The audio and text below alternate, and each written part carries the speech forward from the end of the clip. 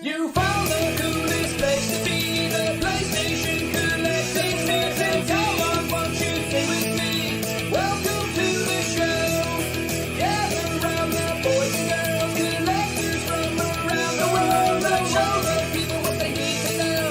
Welcome to the show. Gonna talk to guests, only got the best. Gonna put their knowledge to the test. Gonna laugh and eat, gonna live the dream. Gonna show you things you've never seen. Gonna sing the song to the break of dawn. Gonna rock this party all night long. So come on everybody, let me see you dance. Get yourself ready, you got one more chance. You found the coolest place to be, the PlayStation collecting season. Come on, won't you sing with me? Welcome to the show.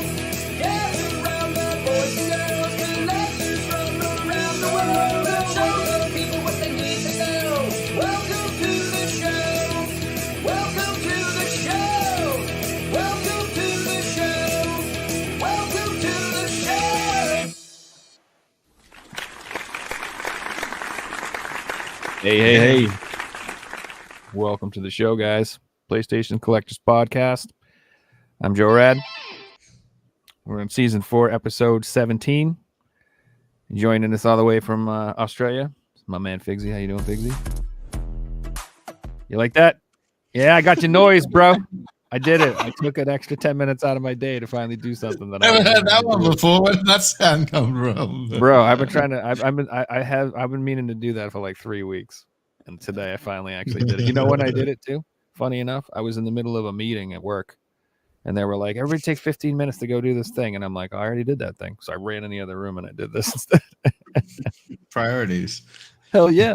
But more importantly, speaking of priorities, our special guest this evening, the one and only Mr. Retro Rob. How you doing, buddy? Bro. How's it going, man? Welcome to the show. First time. Thank you, man. I like that applause. Oh, you want to hear one more time? Yeah, sure. Oh yeah. That is pretty good, actually. There's a so birthday today. Mario in the chat has a birthday today. Mario, Happy birthday's birthday, today? Mario. Oh my Yeah. god. Woo!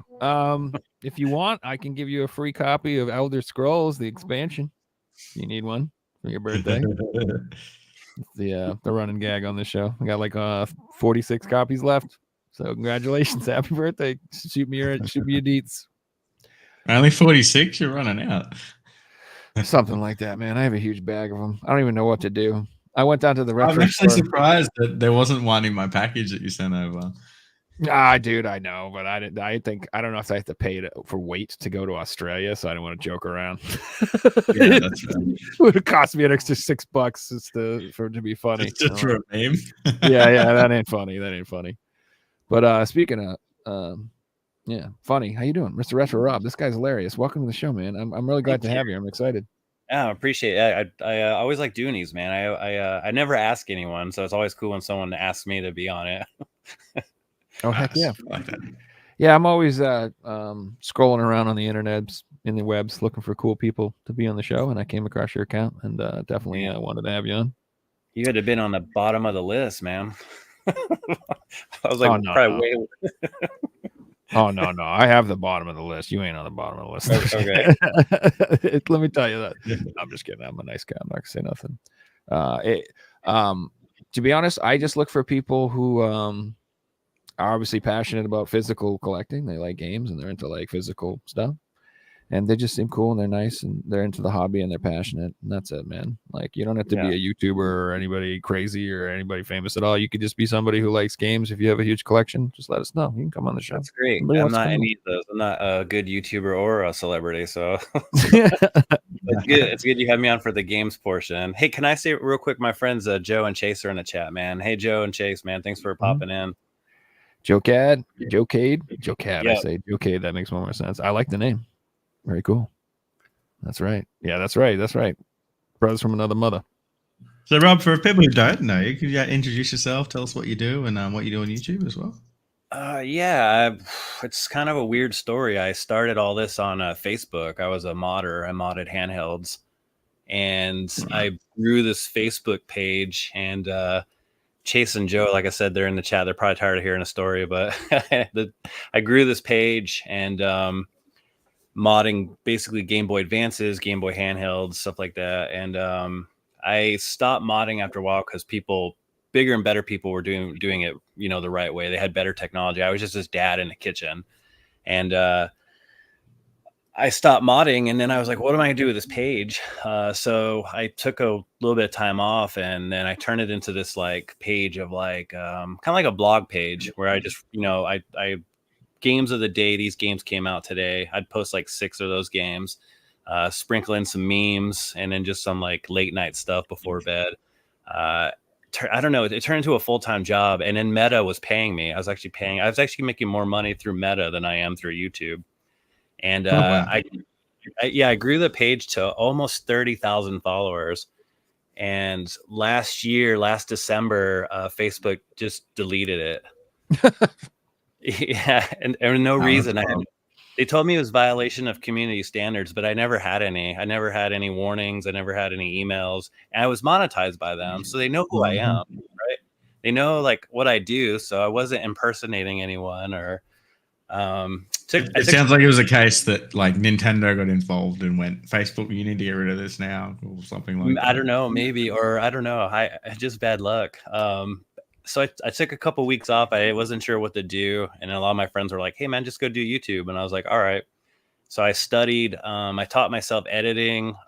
Figured out how to use the Elgato. I didn't know how to do any of this stuff, and then I built this channel. And then I was like, "Well, it's going to be a social experiment. I want to see how far the dude on the couch can go and get into the gaming world. Like, how far can a normal guy? Well, maybe not normal to other people. How far can I get into the gaming world? How far can people? Who will know me? Who will know who Retro Rob is within a year?" And it's been 10 months almost, maybe, and it's a lot of people know me now. It's crazy. So that's all done, man. That's really cool. Loving the setup you've got behind you too. It looks awesome. Yeah, thank you. Yeah, this is its own house. I was earlier, so this is separate from my main house. I got to go outside to come to this. So the back half is for the kids and I. We play arcade games, and there's a TV up there. All of our mini consoles are hooked to it, so we can just cycle mini games. And then the front half, kind of like a mullet, right? Business up front, party in the back. So we have all the major consoles up front here and everything. And so yeah, it's pretty great. I'm pretty lucky we found this spot that had this like extra house. So, yeah, that's pretty good. I think every woman's dream is that their spouse has an extra house for their stuff like this. Yes. Yeah. That's the main driving factor that I got this, is she was embarrassed of seeing like Ghostbuster stuff in the living room. Yeah, that's exactly. It's like they support your hobby, but they're like, I just don't want it in the living room. Like that was the deal I made with my girlfriend. She's like, if the games can't spill out into the main house, like I can fill this room till it explodes. It just can't be like in the kitchen or in the living room. I mean, we're not gonna like remove bureaus to put in games and stuff. Like, fine. I mean, I guess that's reasonable. Yeah. So meanwhile, I got 3 rooms full of video games in my house. The dog's not complaining. There you go. 3 rooms. Wow. Well, plus the shed, so 4. Okay. Nice. So you say you used to mod handhelds. What kind of handhelds you start up on? Was Game Boys, DSs? Yeah, PSP, the original Game Boy first. I was doing it back in the day when you had to peel the polarized film off and everything, and you just put that light behind it. It's such a pain in the ass too, because that glass could crack at like any second. So I did that, and I created what I called the 89 line, because it was an 89 Game Boy, and I had different colors with the backlights, and I only charged $89, and I always threw in like a game or two with it too. So it was pretty. Cool. That was pretty reasonable back then. Then I progressed to the Game Boy Advance, and I was living in Alaska doing this too, by the way. So I'm in Alaska. I'm living in like one of the coldest cities in the world. I had to commute to town to this lady I knew who had like a laser etcher. She helped me laser etch the back of these like Game Boy Advances, and I'd have to give her like several shells because she would always like make mistakes. So that was the operation, though. It was just this dad out of a kitchen. I had like a kitchen cupboard full of like Game Boy parts, and then this lady was helping me in town. to etch everything like Zelda symbols or whatever. But as you can see, right, we've come a long way. So the better companies have taken over, and I was just like, all right, you had your time. It was fun. That's still awesome, but Thanks. It is Yeah. awesome. It was a good outlet, man. It was something to do. At the time, though, I was also working, so it was kind of trying to do it in my free time. So it took up a lot of free time on the weekends, but it was worth it. Well, I sold to a lot of customers. It was pretty fun. nice. That's awesome. Well, ideally, if you can find a hobby that you find fun and make money off of, that's that's ideal. It's like the same. That's YouTube now. So Exactly.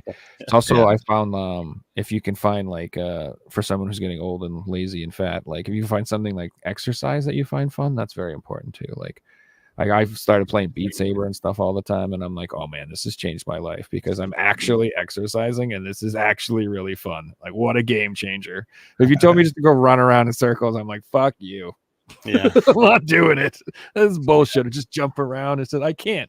But if you give me a game and you're like, oh, there's a high score, I'm like, oh, now we're talking.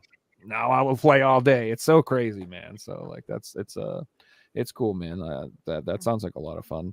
So did you ever do like you just stopped at like the Game Boy Advance, never did like DSs and PSPs and all that stuff? I also did a lot of repair stuff. So I did mess around with the 3DS and stuff, doing like screen repairs, new screens, putting in and stuff. Yep, yeah. And then just modding some systems, console wise, just Dreamcast stuff, just little stuff here and there. But when I did those, I never charged anybody anything. I always did it for free. So That's good enough. That's very yeah, awesome.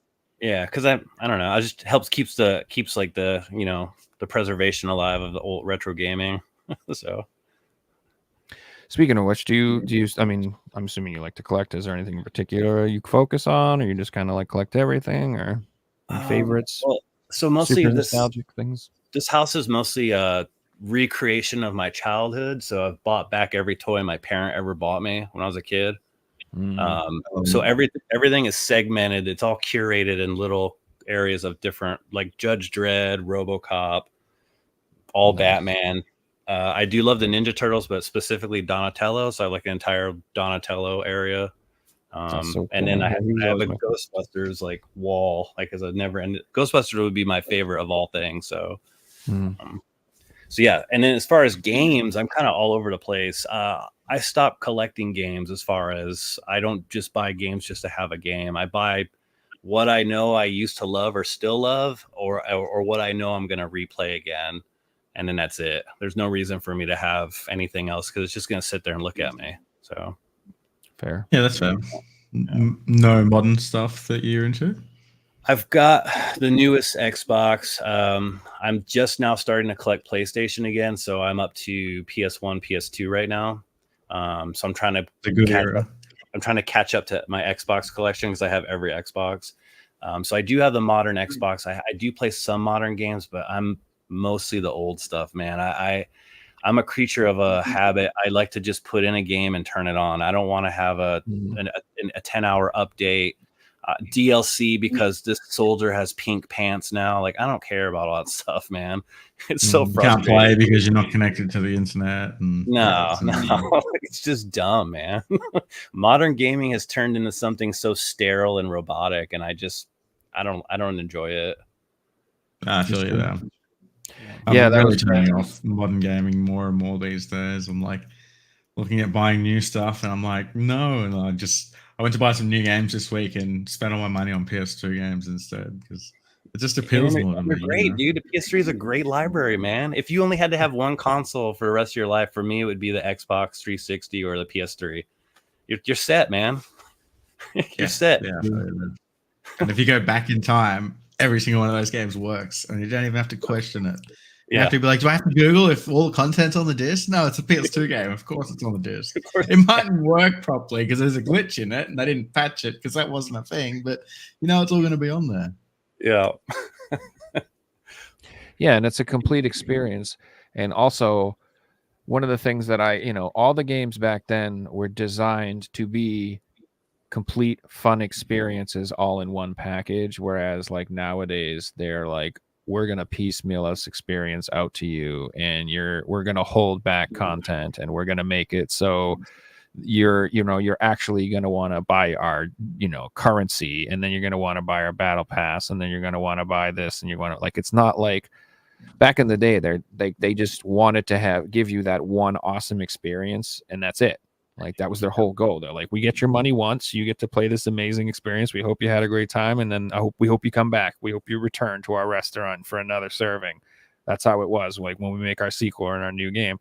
So that was the whole intention. But now when they design a game, it's like that's not the only goal. It's like, well, you have to figure out how to trick them into spending, cool cash, and you know what I mean? Like, they have to make design elements into the game that's like just for monetary purposes. Is it practice I really hate, and it's resetting progress, so everyone starts again, so they get the players who stop playing to get back into the game. There's so many games out there like it, like Rust, or I was chatting to someone who plays MLB The Show, who says MLB The Show resets your progress 3 times a year. Like, imagine grinding 300 hours and everything's just deleted. That's crazy to me. Like, wild. Yeah.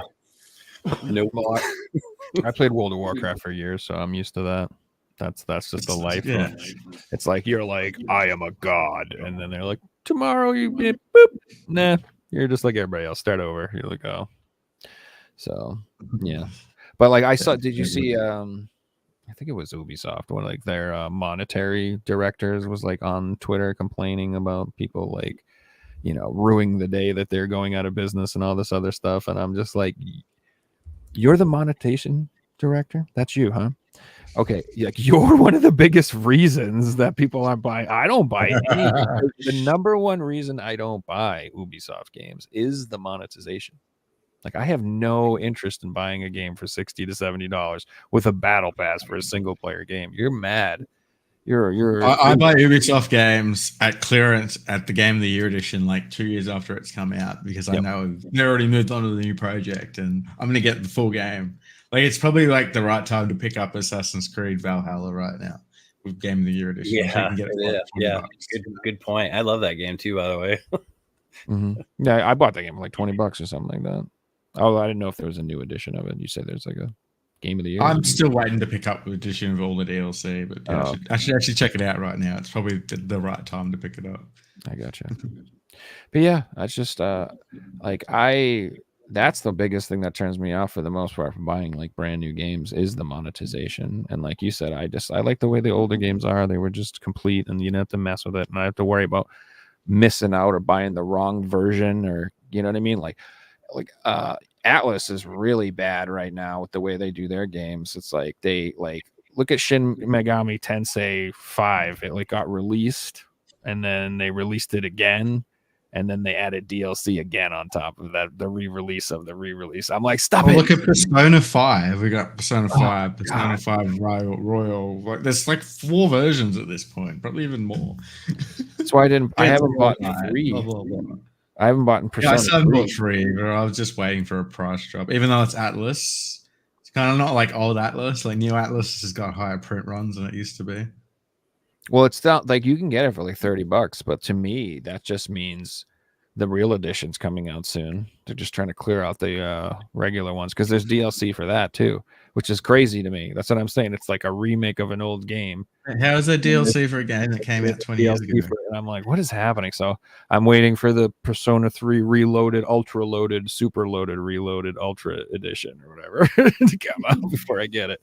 But like, that's the type of thing I'm like, that makes it's tiresome with modern gaming and modern game collecting. It's like, look at limited run games with the Ultimate Edition of the Ninja Turtles for the like 5th time.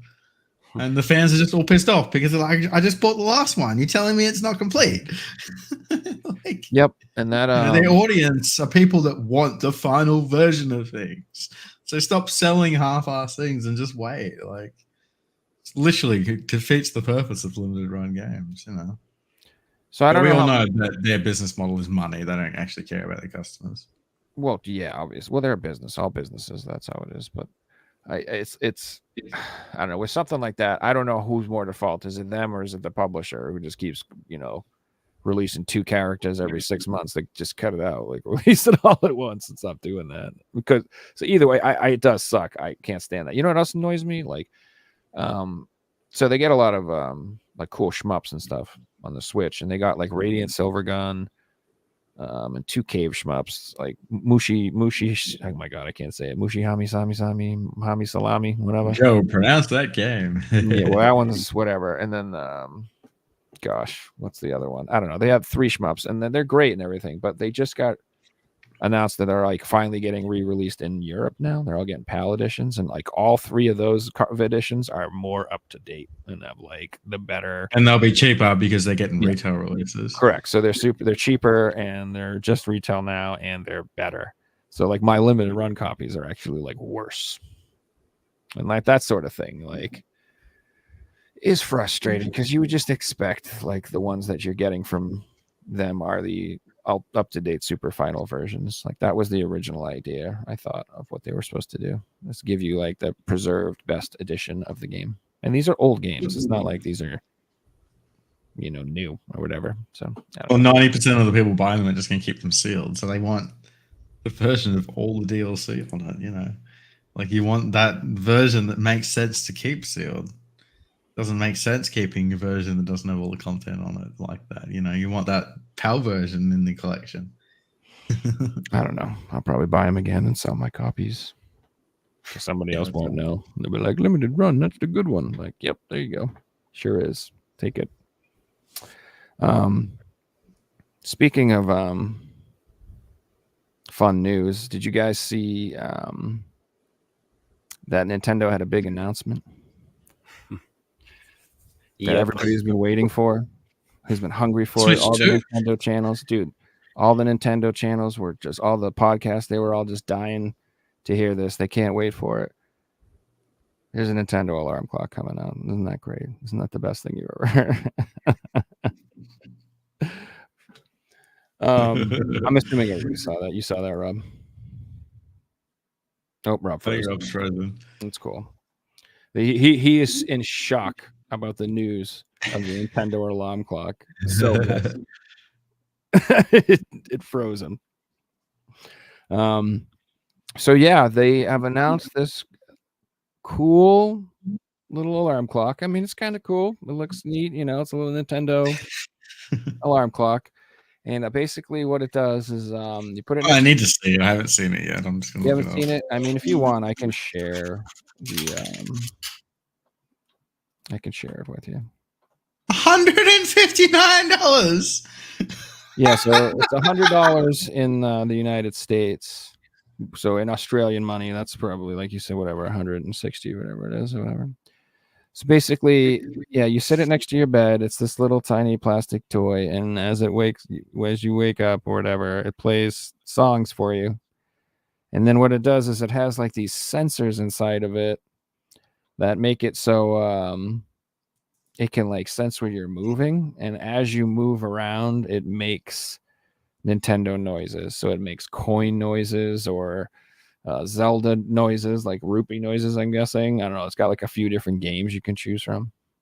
And then the way it's supposed to work, welcome back, Rob. The way it's supposed to work is that when you get out of bed, it should like know that you're out of bed automatically, and then shut itself off. So that's the idea. And that whole thing creeps me out. Yeah, I was about to say, that doesn't sound appealing. That just sounds creepy. Yeah, I don't think I want to wake up to the gunfire of Splatoon every morning. This might come to a surprise to Nintendo, but I have this thing called a phone. It's actually got an inbuilt alarm. I don't have to spend $100 on their shitty little product. Yeah, but does your phone say Nintendo on it? Is it round and red? Is it Mario themed? Trying to get a case that looks like it. I think this will be aimed more at collectors that'll just keep it in the box more than anything. It's a piece of Nintendo history more than anything. It's obviously not ideal in 2024. I haven't used an alarm clock in 3 years, but I also don't have a job, but regardless, I don't. You have kids. If you have kids, that's as good as an alarm clock. I use an alarm clock to wake up for sport. That's about it.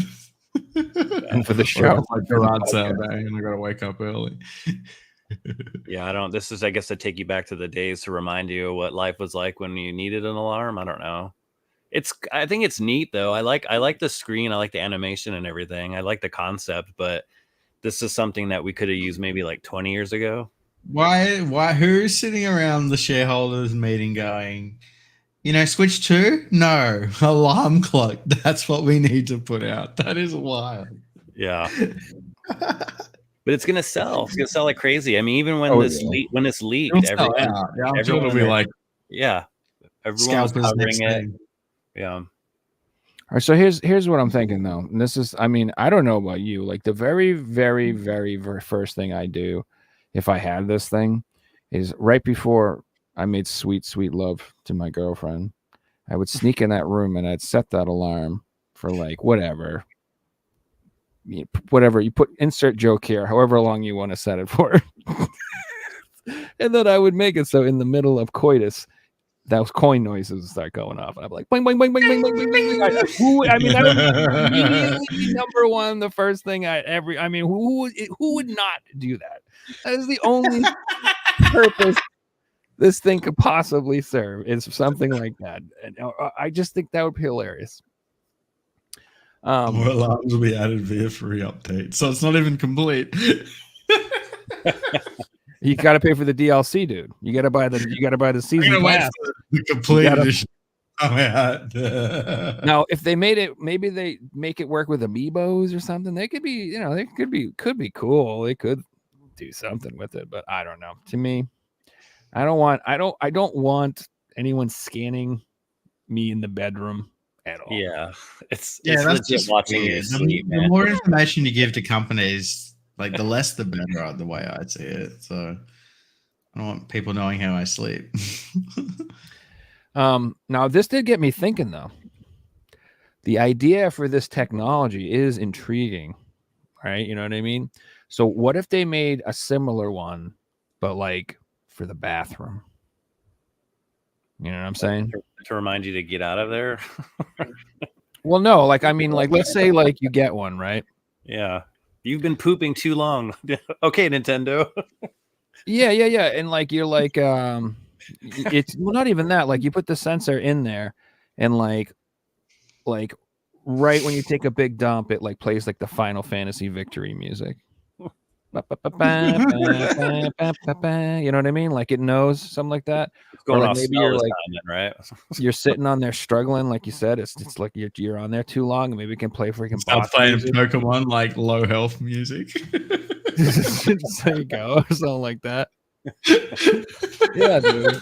Yeah, that's what I'm saying. Or like, or like you could like put some sensors in the toilet, and like you could have like little targets you could put in there while you piss, and you can make the coin noises, and you get like certain scores, and it could keep track. I mean, I don't know, the ideas are endless. I'm just saying that I think this clock is only the beginning, and we could do more.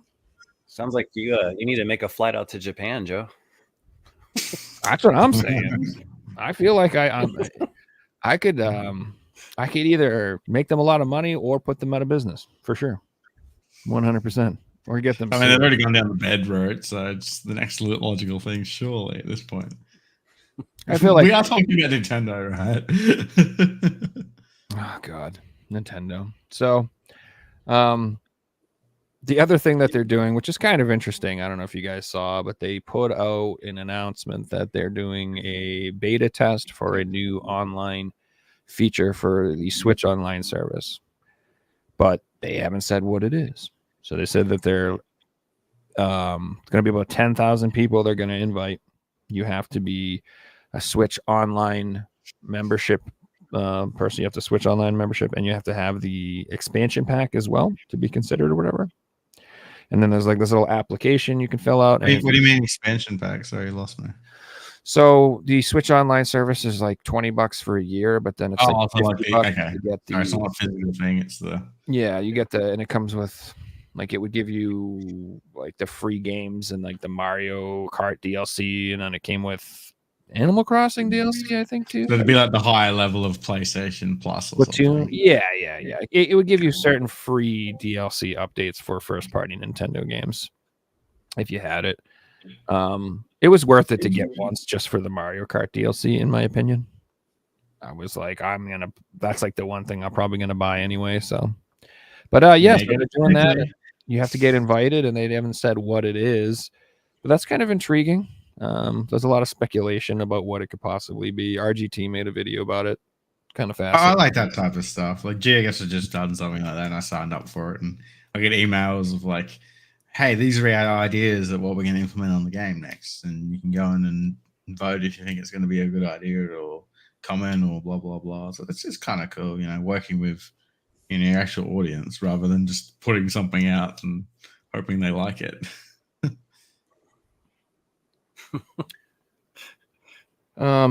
So yeah, I just I don't know what it's going to be.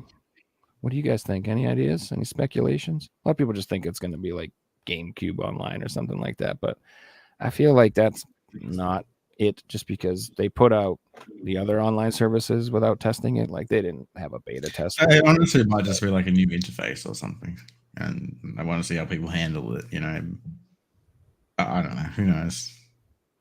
That'd be interesting. That's a good one. I mean, it would make sense because the UI for the online isn't like the most spectacular right now. But they're not going to let random people play something that's like groundbreaking, blah blah blah. It'll just be something basic, but I'm sure of it. Well, that's what RGT, he was speculating that it could be like an online streaming service, like an actual like straight up cloud streaming service type thing. They're letting people test, which I don't know. I mean, I couldn't get Mario Maker to work, so I'd be surprised if they could get that going. I always feel like Nintendo struggled in the internet aspect of things. You ever play like the Mario Maker games, like the 4-player ones? It was god awful, dude. I never did. My son's like them. I never got into them. So it'd be like 4v4s in all the custom maps, and the game would start, and everyone would be like, yeah, like going like, and it was just like 2 frames a second, and I'm like, yeah, this is really fun. Brand new game that just came out. So I don't know. That's interesting. I'm curious to see what it is. I'm sure we'll find out immediately once it goes live, because somebody will leak what it is. Oh yeah, it'll be all over YouTube. Yeah. I don't keep up with gaming news. I'm afraid I don't keep up with any news. Honestly, I haven't watched the news in 3 years, so I have no idea usually what's going on unless multiple friends post a meme about something. Well, we got invaded by Martians. Suspicious. What's that? Oh, Martians? Yeah, that happened like a couple of days ago. No, not keeping up. Oh, I did not know that. Is that? No, I'm just fucking with you. So I mean, honestly, dude, that's the way to go. You're probably a much happier person. The news is yeah, I have no clue, man. I haven't even voted since the 90s. I haven't gone. I don't even know like what goes on in politics, man. Like I just no idea. So you voted for Bill Clinton and you were out? I don't even know who. I think I might have been. It might have. I don't know, man. I don't even remember. 94 or something. How long ago was this? Whoever was running in 94, I'm pretty sure I voted then, and that was the last time I remember voting. Or 92, something 90. I think that was not Reagan. That was Bush Senior versus Clinton the first time. Bush was a one-term president. And he got beat by Clinton. Joe says Bob Dole. Bob Dole. That was your man. Not Bob Dole. You just resonated with him for some reason. Yeah, I stay clueless, man. I have this little hunkered shelter I stay in, and the only time I venture out into society is for like some expos, and that's about it. I don't blame you. It's the way to be, dude. Just worry about yourself. I'm one of these days. I only leave the house if I need to for supplies. That is true. I go to the shop. I look at the time. I will not go to the shops between like 2 and 6 p.m. because it's just full of people. I'll go at like 8 p.m. when no one's in there, and there's more like staff members than customers.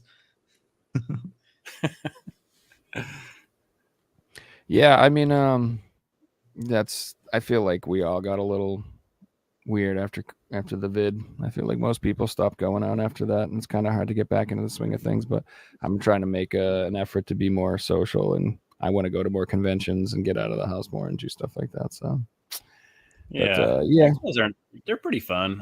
I'm starting to kind of wouldn't say get tired of them, but they seem to be the same. All the ones you go to, it's like a fever dream flea market. You know, there's like wrestling going on, there's games, there's like clowns running around, cosplayers. It's almost like you're on acid. You're at this flea market on acid, and I don't know, man. And then there's like this table of these poor YouTubers chained to all these tables. I don't know, man.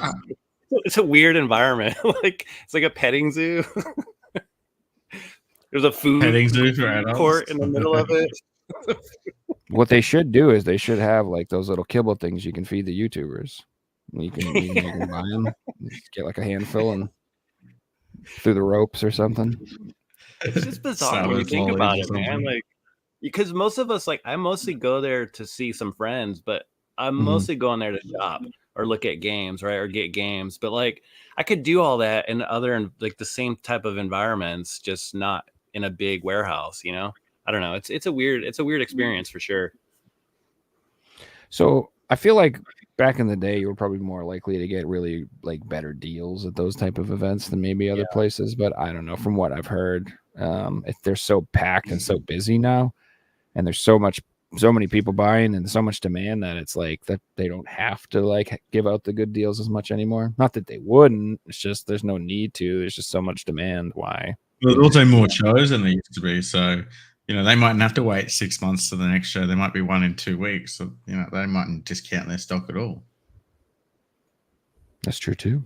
No, speaking of shows, aren't you going to one soon? Are you going to be at one of these conventions very soon? Yeah, I'm driving out tomorrow morning. My buddy Marcus is in the chat, Video Game Votary. Where he's crashing with me. We got a Marcus. Verbo, Marcus. Yep. We know Marcus. Yeah, he's been on the show a couple times. Okay, yeah, I thought so. Yeah. I don't know if he's still in here, but he was in the chat earlier. But yeah, I'm driving out tomorrow morning. It's only a 6-hour drive. This is Retro Rick's first ever Expo, Retro Fest. Yep. Yeah, I think it'll be something different, right? Because it's a new approach. Like when the Pixel Game Squad guys did theirs, everyone liked it because there was skateboarding and whatever. It's something different. So we'll see. I've never been to the town of Conway, so it'd be cool to check out his store. But I'm not gonna make a video like everyone goes there and everyone makes. There's got to be like 2,000 Retro Rick Game Point, whatever his store's called, videos out there, man. Like so. Do we need another one from me? You know, so I'm gonna go see it though, but I don't need to make a video about it. So yeah, I feel you. And then they're all the same video, you know. Right? How many times can we see Jeffrey Giraffe and Ronald McDonald and whatever else is in there? It's a cool store though, man. I'm not trying to knock it or anything. It's just I don't think YouTube needs another video about it. You know what I mean? I don't think Rick needs any more exposure. I mean, the guy's to the moon. He has two channels. Right. When one isn't a micro whatever currency or whatever. And then in terms of like the video game scene, everyone knows his store because everyone watches his channel as it is, you know. Yeah.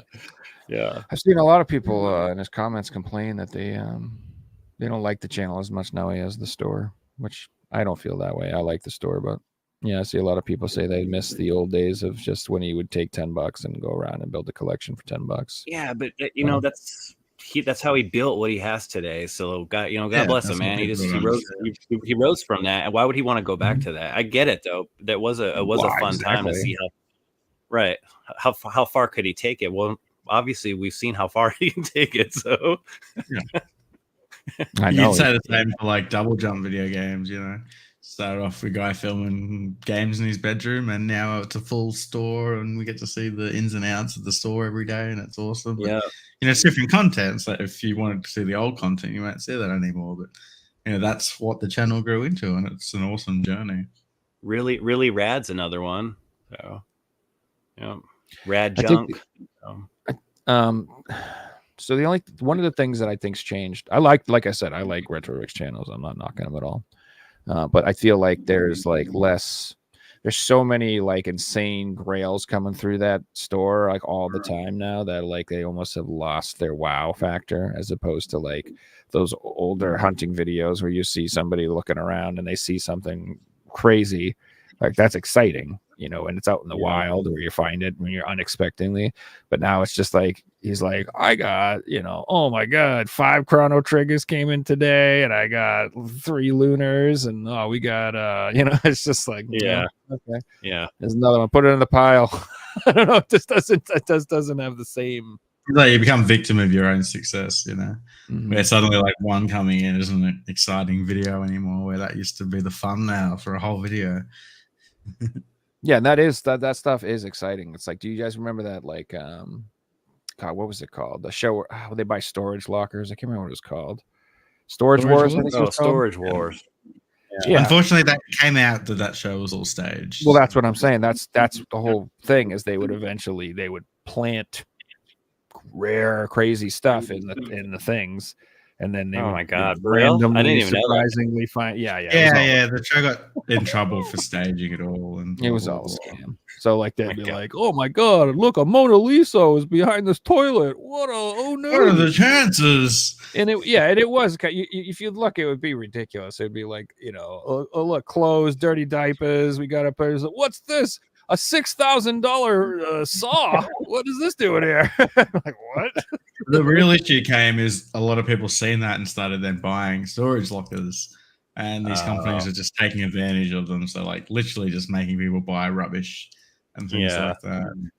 Yeah, it got There's pretty bad. There's that guy going home, man, telling his wife, man, I got gold, honey, I swear. You guys hear that? I heard that. There he is, everybody. Mr. Radical Yeah, Reggie. What is up? Yeah, I was watching your stream, but sorry for the late start. I just had to tighten some stuff up here. It's some business to attend to. Yeah. I'm digging the hat. That's cool, man. Yeah, man. I've been rocking the PlayStation hat for years, but this one, I feel like this one's on point. I like this one a lot. It's just got the signs on it. But Retro Rob, how are you doing, man? I don't think we ever met before. No, I've been a fan of yours for a while. I actually follow you on Facebook and stuff. That's just my normal name, not Retro Rob. Oh, okay. So, yeah, I actually have a funny story of you and I. Can I tell it or no? Yeah, of course. Huh? Yeah. So when I did follow you on Facebook, you posted a thing on Facebook one time about how I can't remember. It had to do with the Klondike bar. Do you remember? Yeah. I'd do some shit for or something like that. You said I wouldn't do shit for a Klondike bar. Yeah, and then I wrote on there, I was just like, oh, like just like that. That's how it's supposed to come off. But then you wrote back to me. You were like Robert Coviello. You're like, why are you here? Really? Oh, Yeah. wow. And I was like, oh shit, I pissed him off, man. I love this guy, man, and I made No, him mad. you didn't. No, we I'm cleared always- it up. We talked back Oh. and forth, and then and so that's the first time I ever like actually communicated with you, and I was Right freaking on. out because you actually talked back to me. I try to interact, man, but yeah, I'm like on Facebook nowadays. I'm like in and out, so I'll drop like a weird post and then I dip out. But sometimes I'll stay and read the comments and everything like that. So Yeah, it's kind of So that's funny. my- Facebook seems like it's old school now, right? Yeah. Like people don't talk on Facebook anymore. It's weird that you see people like chatting on there. Yeah. Especially like your own friends. Like, when's the last time you seen a post from one of your friends? Mhm. It wasn't Exactly. like a wedding or a funeral or something, you know. Well, man, happy to have you on the show, man. Yeah, I appreciate it. Thank you so much. I always get excited to do these, man. It's such an honor. Right on. Yeah, we were just talking about Rob's going to be at Retro Rick's new convention this weekend. Oh, What's it right called? on, The man. Retro Fest. What's it called? Is Yeah. that it? Yeah, Retrofest in Conway, starting Saturday and Sunday. Yeah, and then he said Marcus is going to be there. Yep. He's in I the think chat. JRPG Life is also going. He's Yep. also been on the Nice. show. I also Wooden think Classics. RNG Gamer's going too. I think. Yes. Wow. Yeah. Yeah, I'm gonna text him when I get into town. Got his number. We're gonna all meet up for dinner tomorrow night. So Oh, that'd be cool. so yeah, it's going Is to be. the convention going to be at the store or at like a warehouse in town or something? it's at the Conway Expo Center. Okay, nice. Yeah. Oh, that sounds awesome. Camera got Pretty all fun. blurry on me. But if I Now- turn my camera off, I'm still here. Yeah, me and Marcus are rooming together, so I'm excited for that because hopefully we can do some gaming at night and just kind of wind down before we take on whatever the next day brings. What are you currently looking for when it comes to like gaming? I just got into PS2 finally. Yeah, right. And I'm on a hunt for some horror games, specifically. Oh my god, I was afraid you were gonna say that, man. Horror games seem like they're the most expensive for the PS2. So I know. man, They really I are. know. I've budgeted though. I'm ready, man. you ready, man? I say the first one. If you knock a heavy hitter out, man, you got to get Hunting Ground. That game is awesome. Yes, yep. That's on the list. Yeah, I'm pretty excited to do that. And then not too much else though. I'm just kind of. I was telling these guys earlier. I only collect games right now that I know I love or I know I'll replay, so I don't have too many games stuck in here. So, but yeah, it's exciting. Man. I'm trying to work my way up to all the. I've got all the Xboxes, so now I'm starting to collect all the PlayStations. So a little behind, obviously, but I'll get there. Right on, man. I don't think there's any such thing as behind. Like, PS2 right now, I'm finding prices are cheaper than they were a few years ago. So, like, I think it's a great time to be collecting for the PS2. Like, I don't see many people talking about it on YouTube or going crazy like they used to. And obviously, the expensive games are expensive. But I was talking before the show that I just bought like a bunch of PS2 games last night, and some of them were like $8. And these are for games that like were on the list of mine. So it's exciting to get games this cheap. I'm not buying like PS4 or Switch like games. I was back in the day. Yeah. And with manuals. Yeah, big thick manuals, complete. Yeah. That like includes postage too, so that's crazy. And what's crazy too, a lot of these PS2 games, man, a lot of people are getting them back online. Some of the games that are online, you can play them online again. Like I got Resident Evil Outbreak, and we were playing that online like I think about a month ago. It's like, man, it's like a time capsule, like back in the day. So cool that a lot of these people are getting those games back online so you can play the ones that are online, at least. You know what I'm saying? So yeah. Oh, that's cool. Yeah, I didn't know PS2 was in that realm now because I know Xbox with Insignia, and then I played Dreamcast online still with Flycast. So right, yeah. I think modern vintage gamer did a video on the Xbox. I remember. Then he did one on the PS2 talking about it. So yeah, it's really cool to go back and play those games because a lot of games today, they could be like, I don't know, hit and miss when it comes to online. But going back to the original stuff we came up with, it's like, whoa. This is where it's at. You know what I'm saying? So SOCOM, whatever you want to play, good to go. It's especially cool that like we're doing it for the PS2 because most people didn't have a chance to play these games online when they first came out. I was going to say. They came out online 20 years ago. I didn't have the internet back then. I didn't have it until 2009, let alone 2005. That's really cool. I'd love to see like fan-made servers come back for the game Mag on PS3. I'm waiting for the day. Like, please do that. Mm-hmm. If you haven't heard of Mag, it was 200 versus 200 people online servers back in 2009. It was insane. Everyone raved about it. It was definitely insane. Yeah, the PS2 library is pretty dope too. So like I went through, I try to like I do a lot of emulation stuff, and I build a lot of handhelds, and I go through the list of like, all right, what games do I actually want to play like for real that I'm gonna like dedicate space to on this thing. And dude, the PS2 is vast. There's at least 400 or 500 games that I think are like top notch, and I like couldn't even fit them all. Like it's at least, so there's like 1,800 games in the total library, 18 to 1,900, and like I said, there's like 500 that are bangers. Like absolute, like if you just play these, you could just play these 500 games, you'll have a great time. Well, if you're talking about emulation, Joe, there's really like 3,500 PS2 games on all. Like regions. It's because there's 2,200 PAL games. And there's even more Japanese games for the PS2. So like the sky's is the limit when it comes to emulation. It's crazy. 100%. It's kind of funny too. Like a lot of games that were from the PS2 6th generation, they're bringing those games back on modern consoles in a way. You know. Yeah, Legacy of Kain, and we just got Silent Hill 2. Yeah. It just shows you like how the creative people were back in the day when it came to games compared to now. I actually did a video talking about like how games aren't really creative anymore, and they're just kind of banking off of multiplayer and redoing old games again. Like there's no really creative games ideas out there because it's not safe because games are so expensive to make nowadays. You're talking about movie budgets and stuff like that. It's insane. So that's why I always find myself going back to the old school and having a great time. Well, spot on. speaking of, it's not always a safe bet. You guys saw what happened with Until Dawn. I heard, Bombed. yeah, dude, that kind of game, like you cannot re-release a game like that where it's just too straightforward. You know what I mean? Like it's just I mean, obviously you could choose different paths, but come on, dude. Like, what were they thinking? That didn't even sound right to remake that game. Full stop. You shouldn't be re-releasing PS4 games. Exactly. Like, the fact that Horizon Zero Dawn's getting a re-release is a joke to me. That's a joke, but I actually like that game. Have a great time. Yeah, you're totally right, man. It's just like, dude, like they're trying to cash in on they have nothing new, so they got to bring all this old stuff back.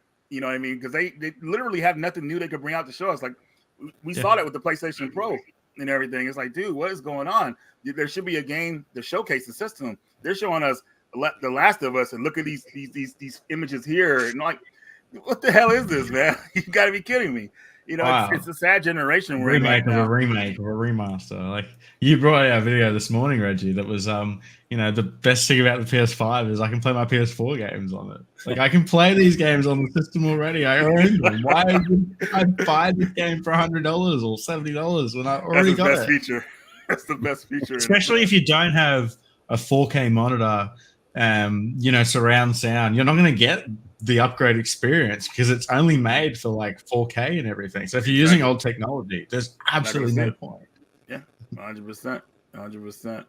I don't know what to say, man. It's very sad, and then a lot of the times too, it's just like there's a lot of padding with the newer consoles. I can't say the same about Xbox. And what I mean by the padding is that to make the PS5 look like it has a big library, they're releasing games that were released on the PS4 on that system.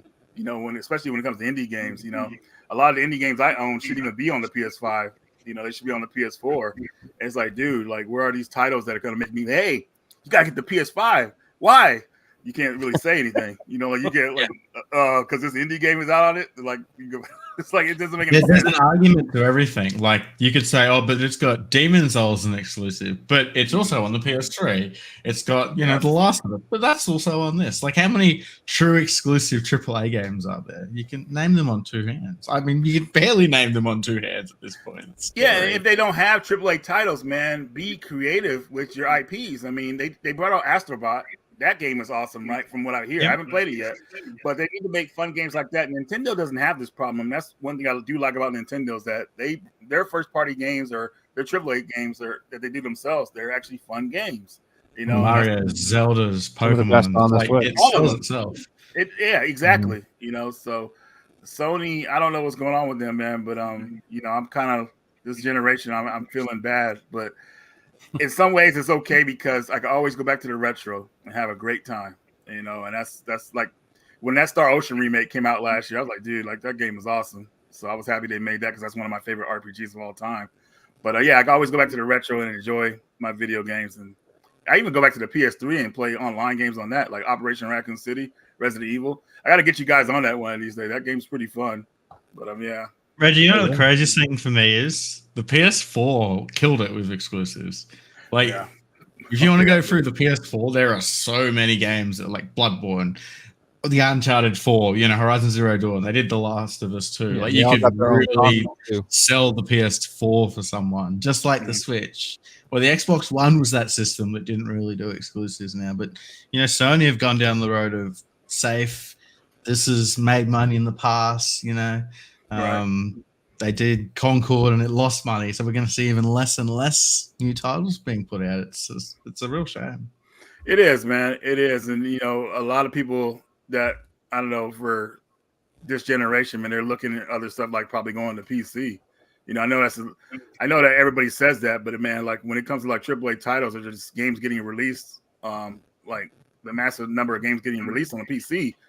I mean, it's just like the way to go for maybe a lot of your AAA titles, and you're getting the best quality depending on your PC or whatever like that. You know what I'm saying? So, because consoles always Steam, PC's got Game Pass. Like, there's so many more options on there. It just makes sense. Yeah. Plus, you can then use your PC to do other things. Watch YouTube or use it to send emails and do schoolwork. And it's not just a console. You can do things on a computer. Right. So I want to ask you guys this, man. Like with the way this generation's going, and I believe we're halfway through it with the PS4, at least what they say with the life cycles of these systems. I think 6 to 7 years. I think we're in the fourth, about to hit the fourth year.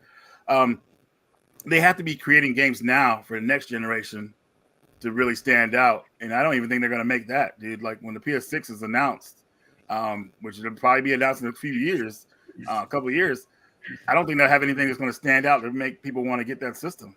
It's just Sony has no real competition anymore because Xbox is going a different route.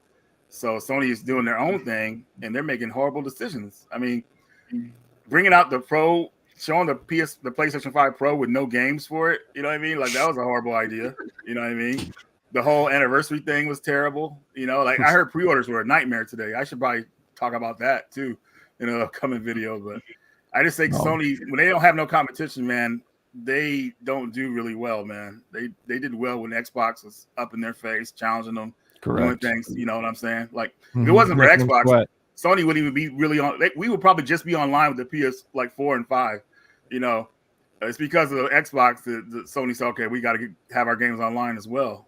So Xbox. It would have been great, honestly. So it just made like single player story games up until last year. That would have been awesome. Yeah. But yeah, man, it's gonna be weird, man. And I was kind of sad about it, but then I look back at the collection, like, oh, I got so many games to play. Like, let them do what they want these days. So I just go back and play my classics. They're still going to be making new games, but it's not going to be like Sony Studios. It's going to be like it's not going to be like made a new game that's on every system, because of course they're going to sell it on every system that makes more money. Yeah, it's just not going to be anything that's really going to excite us like the games used to back in the day. It's just like that's the sad part about it. There's it's too like many movies. They're running out of ideas. Oh, 100%. Yeah. They were trying to remake Back to the Future, bro. Yeah, I know. Yeah, they're trying to. They're not going to let it happen, but when the guy who created it passes away, they're going to try to again, probably. It's like, dude, just leave it alone. Like, make something new. It's a classic. Like, you can't remake that. Dude, they have a new Never-Ending Story coming out. They have a new Labyrinth coming out. Are you serious? Everything's going to be destroyed. Nothing from our childhood will be safe. A Goonies sequel. Goonies has like a TV show or something. I guess the map is going to help them find their meds at the home is the plot, maybe. That's right. Jeez. Goonies would have been a kind of cool sequel if they had the original cast in it and maybe like their children or something like that. That's what I was thinking. That's what they're probably. Yeah. I feel like they waited too long, man. Because those folks are like the people involved in that movie. There's just I think the main guy already passed away. Not in the movie, but the producer or the director. I can't remember his name right now, but I think he's no longer in like alive. So it's like, dude, they waited too long, man. So yeah. But I want to just get back to Sony for a second. Do you guys think that they're in a position now where they're too big to fail? Like, it's a huge company, obviously. Like losing hundreds of millions of dollars on a project like Concord, I feel like won't even affect them. It's they've picked a decision to pick a road, and regardless of what happens, they'll just continue down that. Dude, they literally just charge more for the PS5 Pro. They charge more for their controllers and the Plus service too. They'll just big corporations never lose money. They pass the cost onto the consumer. Right. That's why when people go, you should raise the taxes on the corporations. They're not paying their fair share. Okay. So you go ahead and raise their taxes and see what happens. Do you think they're going to take less money? No. They're going to make everything more expensive. They never, ever, ever lose. They find a way to get it back. Yeah, you're right. You're totally right, Joe. Ever. They will always just raise prices. So people laugh at Concord, but now we have to pay more for our controllers. Now we have to pay $700 for a Pro with no freaking disk drive.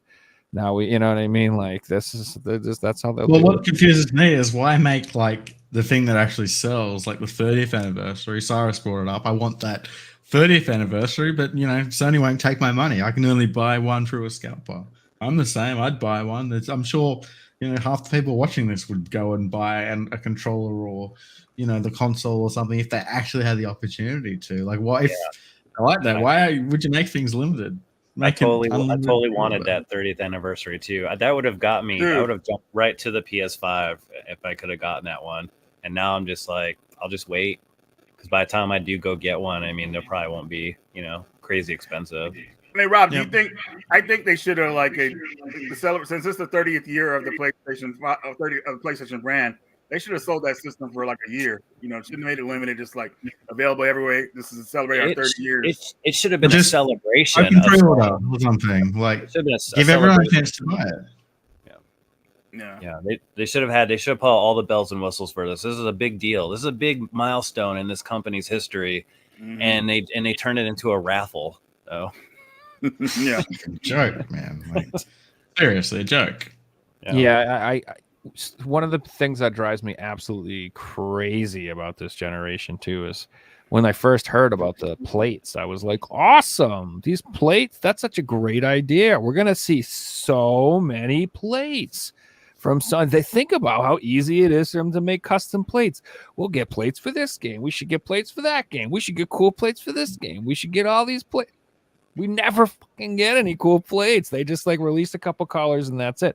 Like, why on earth aren't there just 30th anniversary plates for all their consoles? All variants. For the original disc. Make fucking plate variants. Not to mention, like, you can't blame the scalpers because Sony, like, literally advertising to scalpers, you're going to make profit on these. It was obvious before they sold that they were going to make money on them. So every man and their dog who's got an eBay account were like putting in multiple things to like get multiple chances to buy them. Of course they are. You're like advertising that they're going to sell out. Like, it's so stupid. Yeah. And then they made it worse with the disc drive because now that's scalped too. Insane. What are the prices in America going for those? Because over here they're $160. They're $80 here, I thought, right? They're $84.99 if you can get them at retail, but they are literally like hard to get. I mean, I haven't checked recently in the last few days or nothing, but they were sold out for weeks, being scalped online for like $150 to $200. Stupid. Have a quick look now. And like that sort of stuff, just like it saps my enthusiasm. It's like the same thing. It's like the same thing when the actual first PS5 came out, and it was just impossible to get one. Like $360 is what they sell for here. Yeah, that's just hooray, great, awesome. Now imagine you're some dude who just dropped $1,000 on his freaking 30th anniversary PS5 Pro. And you get home and you want to go play your discs, and you have to go buy a $300 disc drive now to play. My PS5 barely costs double that. Like, that's half the price of the console. It's just time to move to a PC at that point. Yeah. Well, like I mentioned last week's show, you can buy a portable drive for your PC for $10. It's the same fucking thing. Sony's got that lock on there on the drives, which sucks. You can't just use a random Blu-ray drive for your PS5, which is lame. So that kind of like, it's kind of like how they did with the Vita memory cards. Yeah, it's like that. So it's like lame. And then let's not make enough. Yeah, let's not make I enough. wonder if they made enough to cover every single diskless system. But I'm sure that the numbers don't match up. It would be like 10 million consoles, 1 million drives. How that'll work. Yeah, man. And what's crazy too? I was talking to Jason about this, because the whole thing was scalping. I was like, who the hell is buying these systems that will pay these amounts for these systems?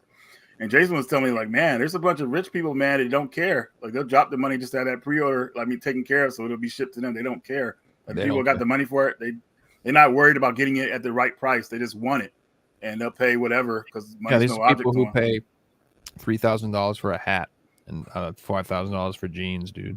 Yeah, those are the same people. They don't give a crap. Mm-hmm. They care that it's FOMO. They don't want to miss out. They need to get it day one.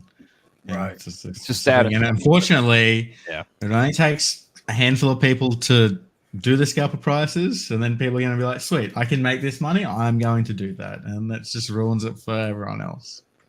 Yeah, it does. No doubt about it.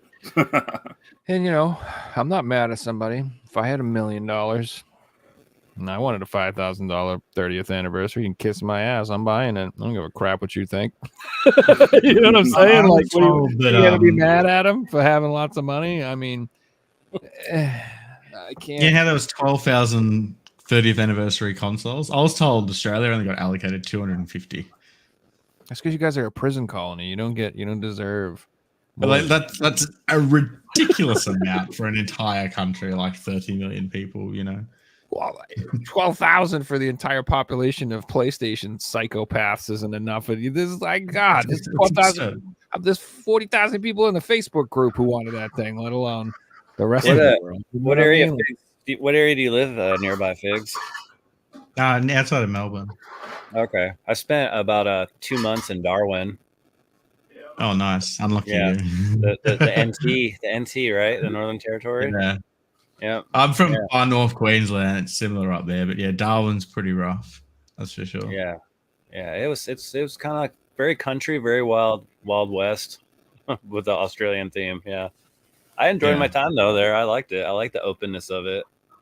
Yeah, nice. What year were you over here? Oh, geez.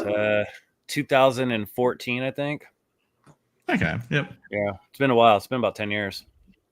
Nice. Yeah. Well, if you ever come back over, visit the other part of the country. It's beautiful down here.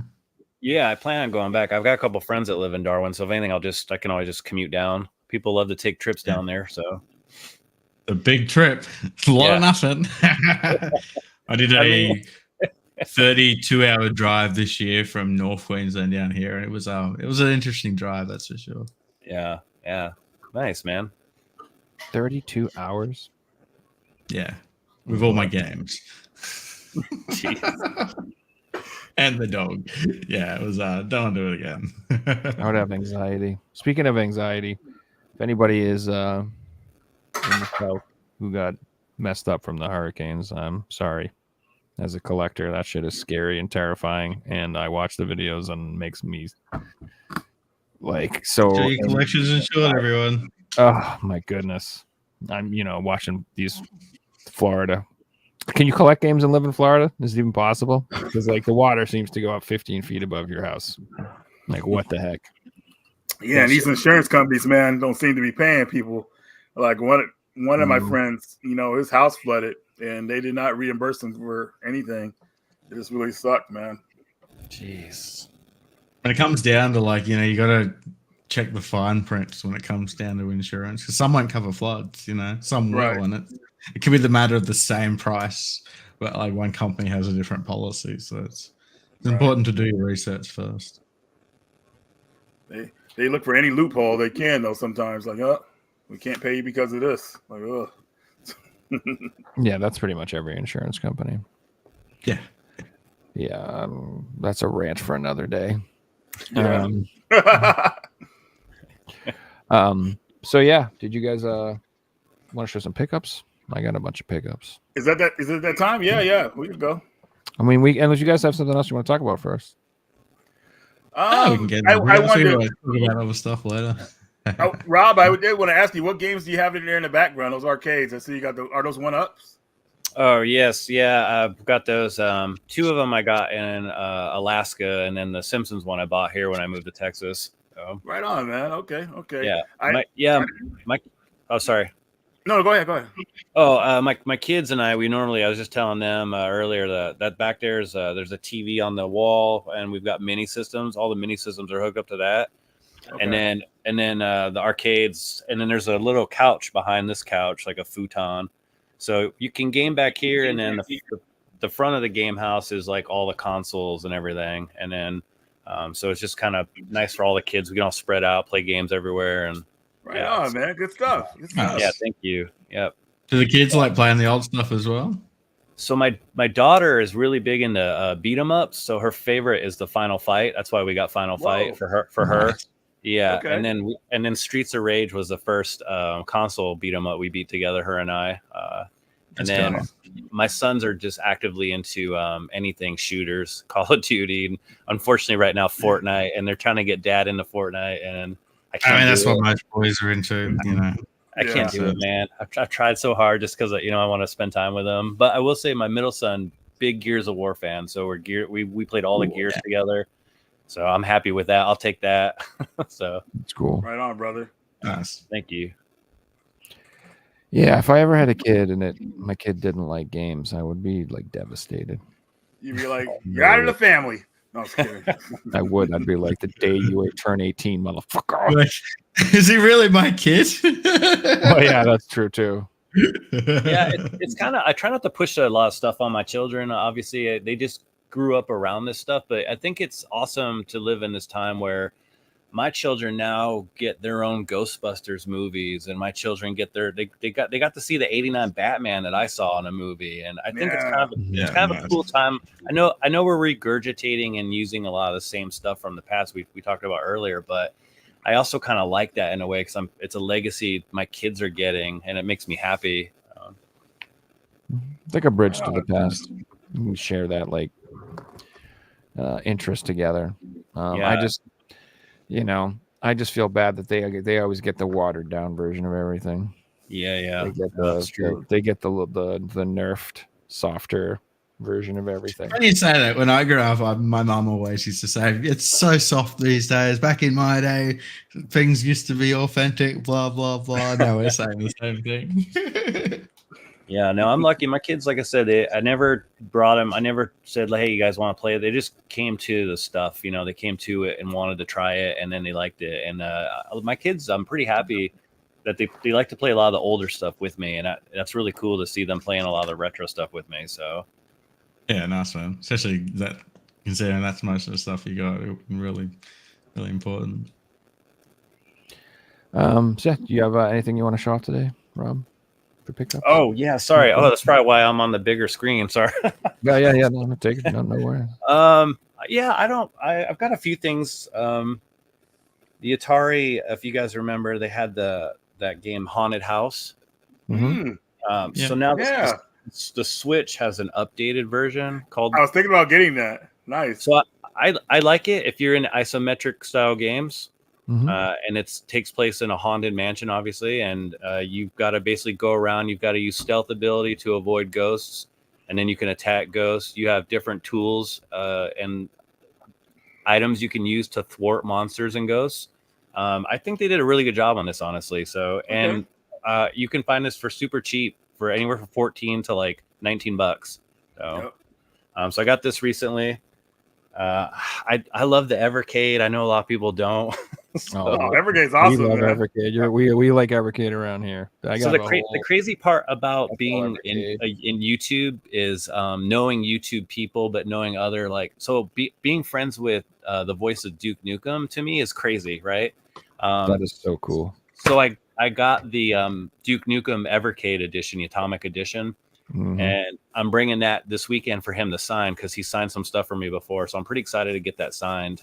That's so cool. Yeah. So anyways, I have that same edition, so I may call on you for a favor one day. Oh, okay. Yeah, man. Yeah, it's wild. We met in Milwaukee and we hit it off, and we just every now and then. Yeah. I love Duke Nukem, man. Like I'm who does it? Fan, bro. I love those old FPS games. I also I love Shadow Warrior. I feel like that one's kind of like the black sheep of the family. Not a lot of people talk about that game, but I've played that. Yeah, on Xbox. No, not the new one. The original old 3D Realms one. With the wing. It's like it's kind of offensive, so I understand why it's probably not discussed as much these days. But that shit is hilarious. Talk about funny voice acting. That game is really funny.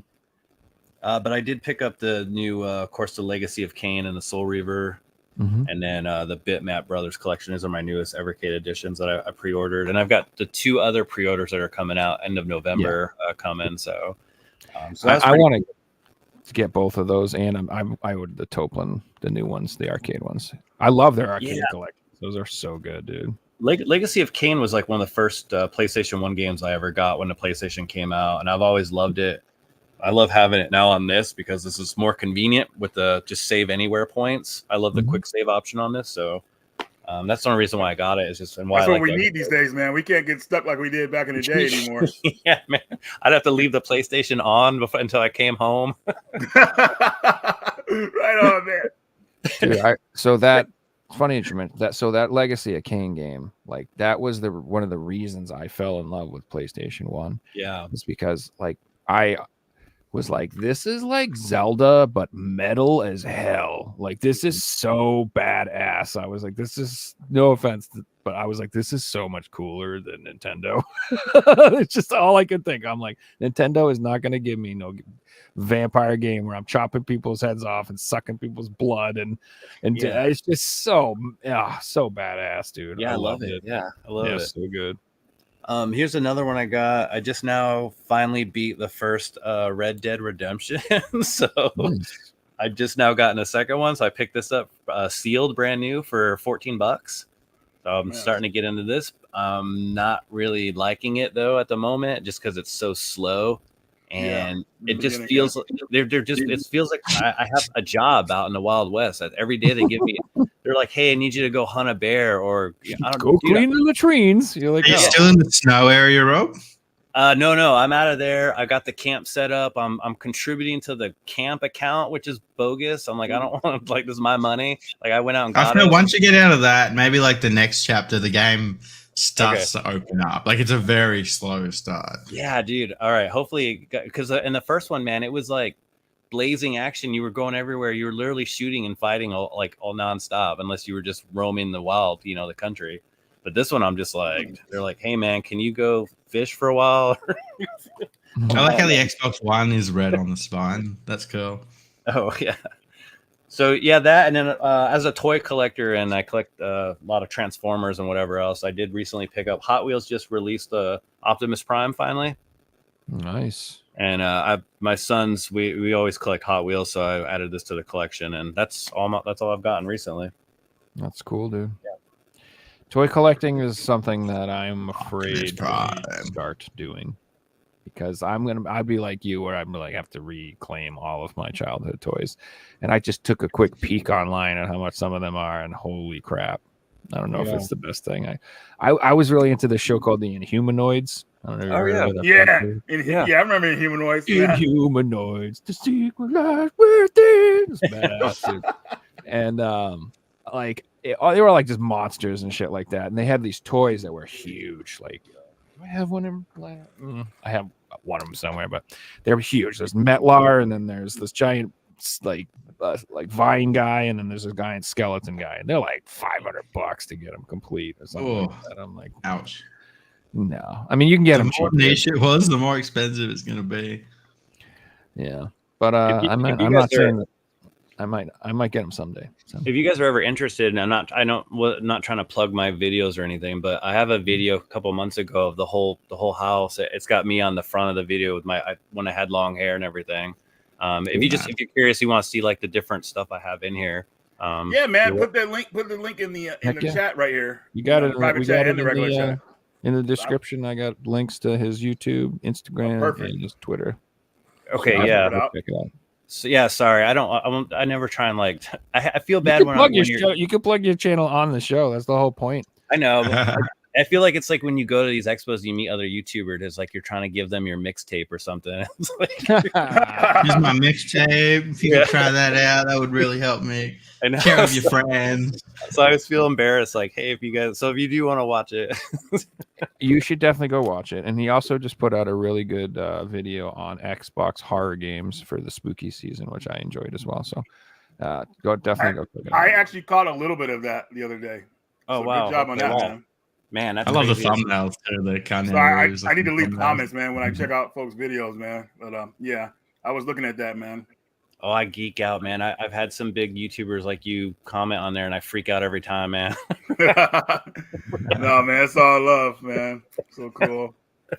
I haven't got too many pickups this week, but I got some cool stuff. So I've got a new hobby I've been into, and it's buying CDs from like the 90s to like 2015 when I like stopped listening to new music.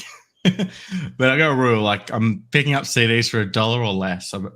I haven't spent over $1 yet, so I got some more for the collection. I got Pete Murray Feeler. I wasn't gonna add this one to the collection, but I literally know the words to every single song, so I guess I like this album.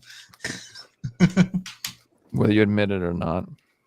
Yeah, exactly. This one's a bit different. So this one is called Soundwave. This is a music festival that comes to Australia And it's one I never actually went to, but like the lineup is absolutely insane. It's got like Iron Maiden, Bullet for My Valentine, Stone Sour, Rob Zombie, All That Remains, like some awesome bands. I really wish I went, but the soundtrack is super sick. So I'm throwing this one in the collection.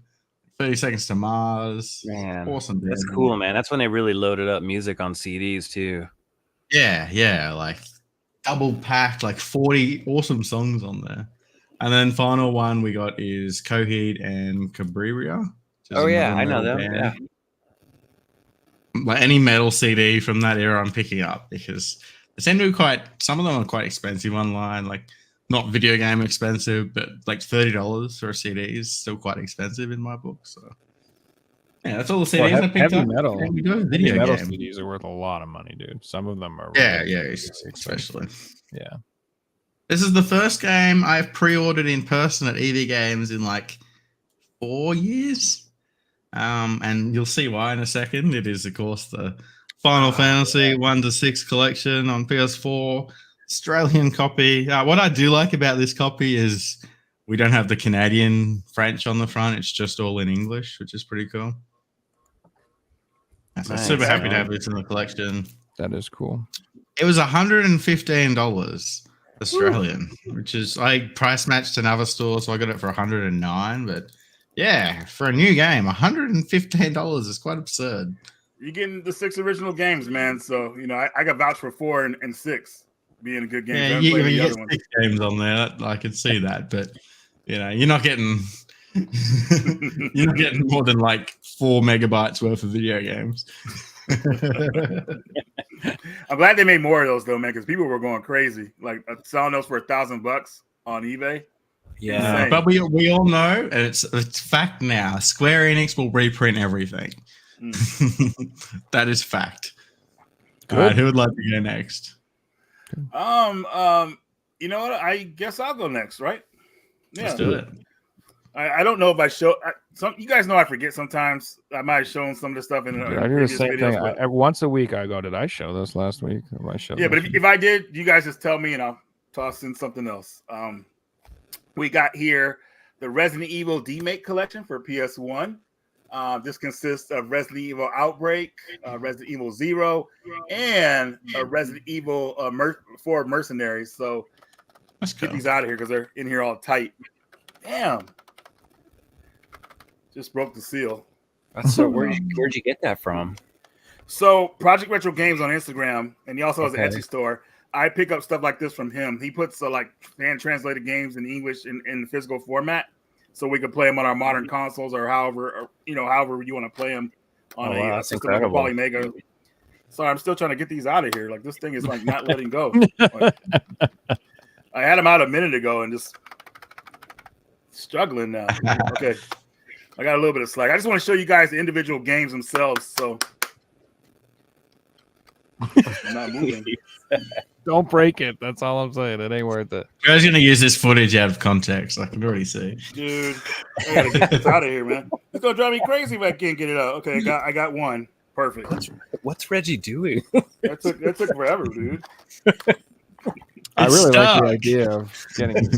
I love D-makes. Oh man, dude!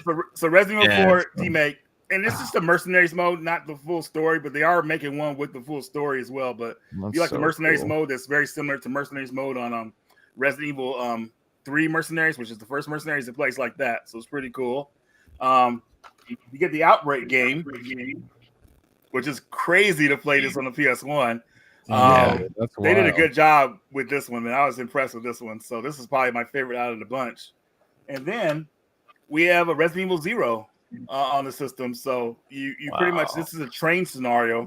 They are working on the mansion scenario or the facilities scenario in volume 2 of this, but this is all the train on this first volume here. So it's really cool how they did it, man. It's like really authentic.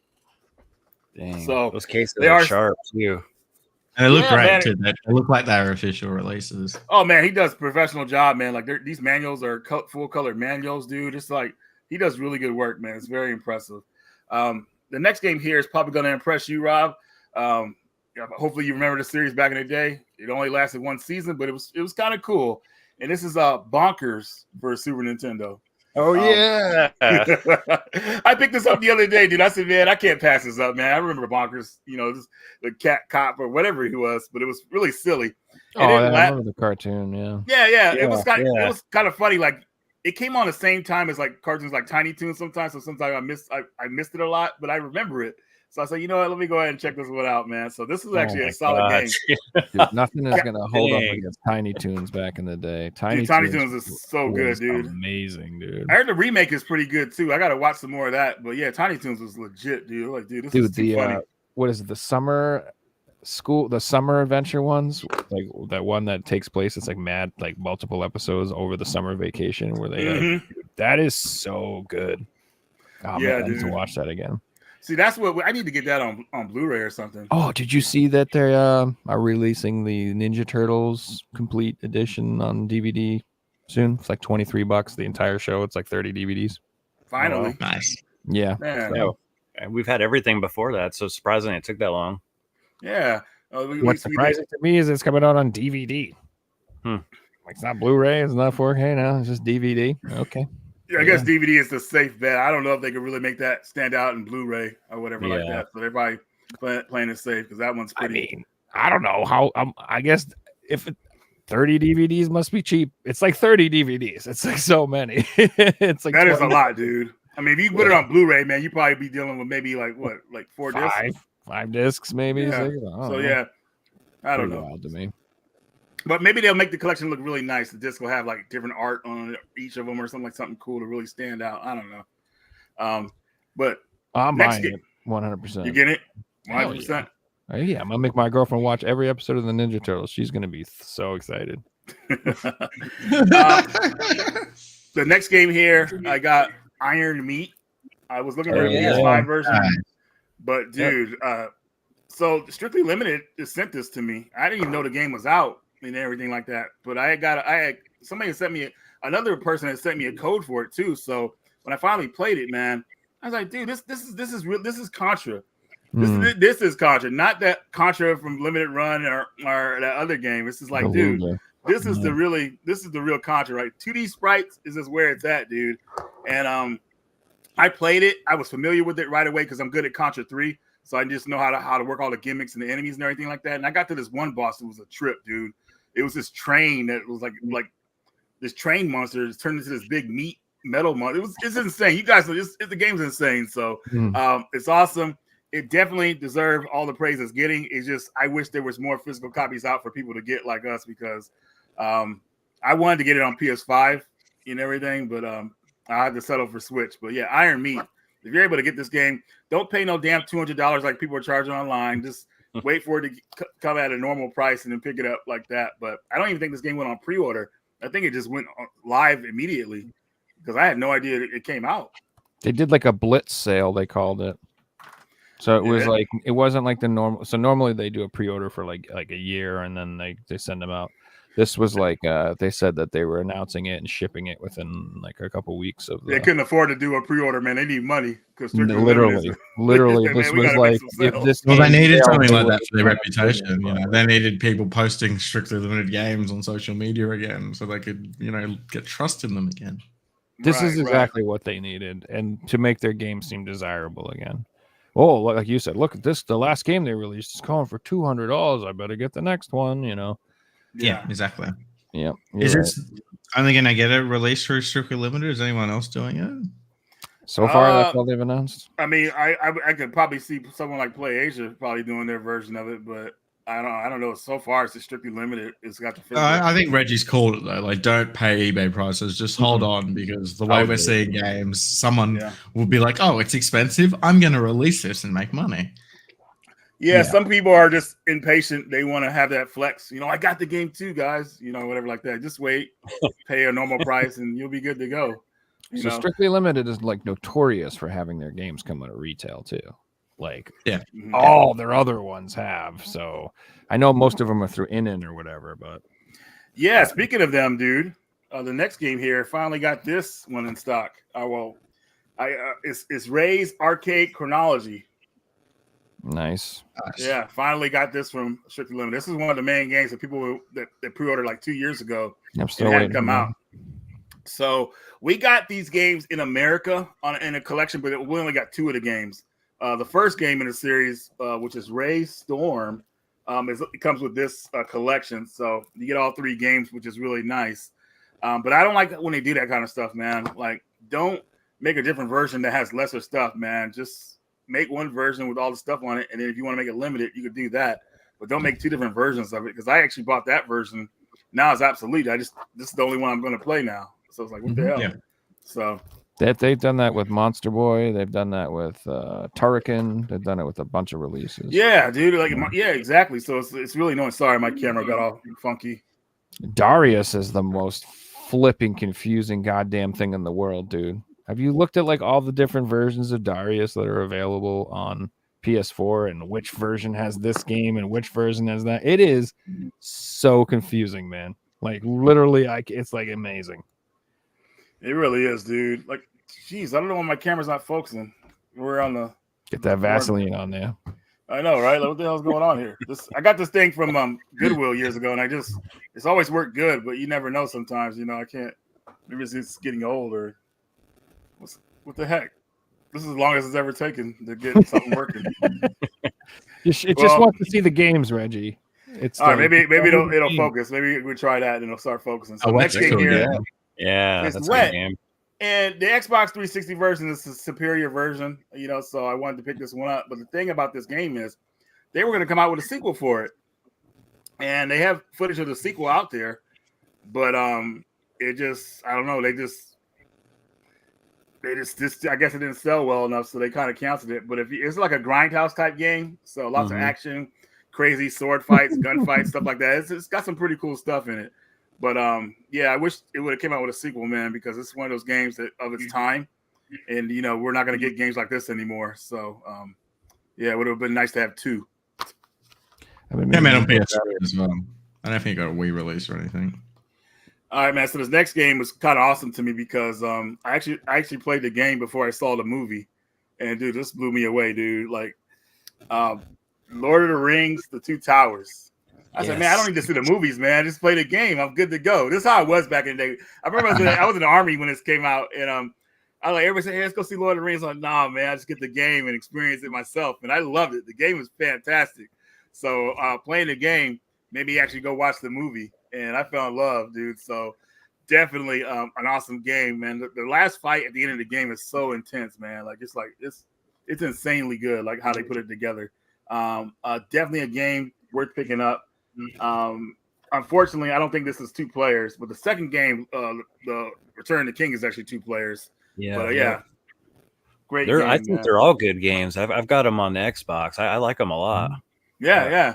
One I of think they did amazing. all. The GameCube ones are pretty good too. The versions. Yeah. Yep. Okay. Damn, this thing went super blurry just now. Next game here, we got Juiced. Yeah, nice. It's really fun. Yeah, dude. So, like I told you guys, I'm picking up all these PS2 games, and I'm looking for Juice Part 2, which I'll probably find at the Torque show in a couple of weeks. But yeah, I'm going back and getting all these like racing games for the PS2 that were really good that I didn't play back in the day. Yeah, I've been doing that and I'm loving them, man. I mean, the stuff we got in the games back in the day, and stuff we don't get today, like they'll add extra music or whatever like that, or they'll do all that stuff. Like these games came how they were supposed to, like everything on the disc, like a bunch of songs, bunch of tracks. You don't have to pay like for some DLC later to get content that's already been in the game.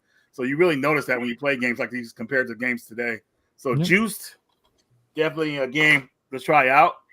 And, just on Juiced, it's a type of game that we almost wouldn't see today because like Toyota don't want their cars known as street racing, and they were pulled out of Need for Speed for that reason and different things like that. So it's cool that that even exists.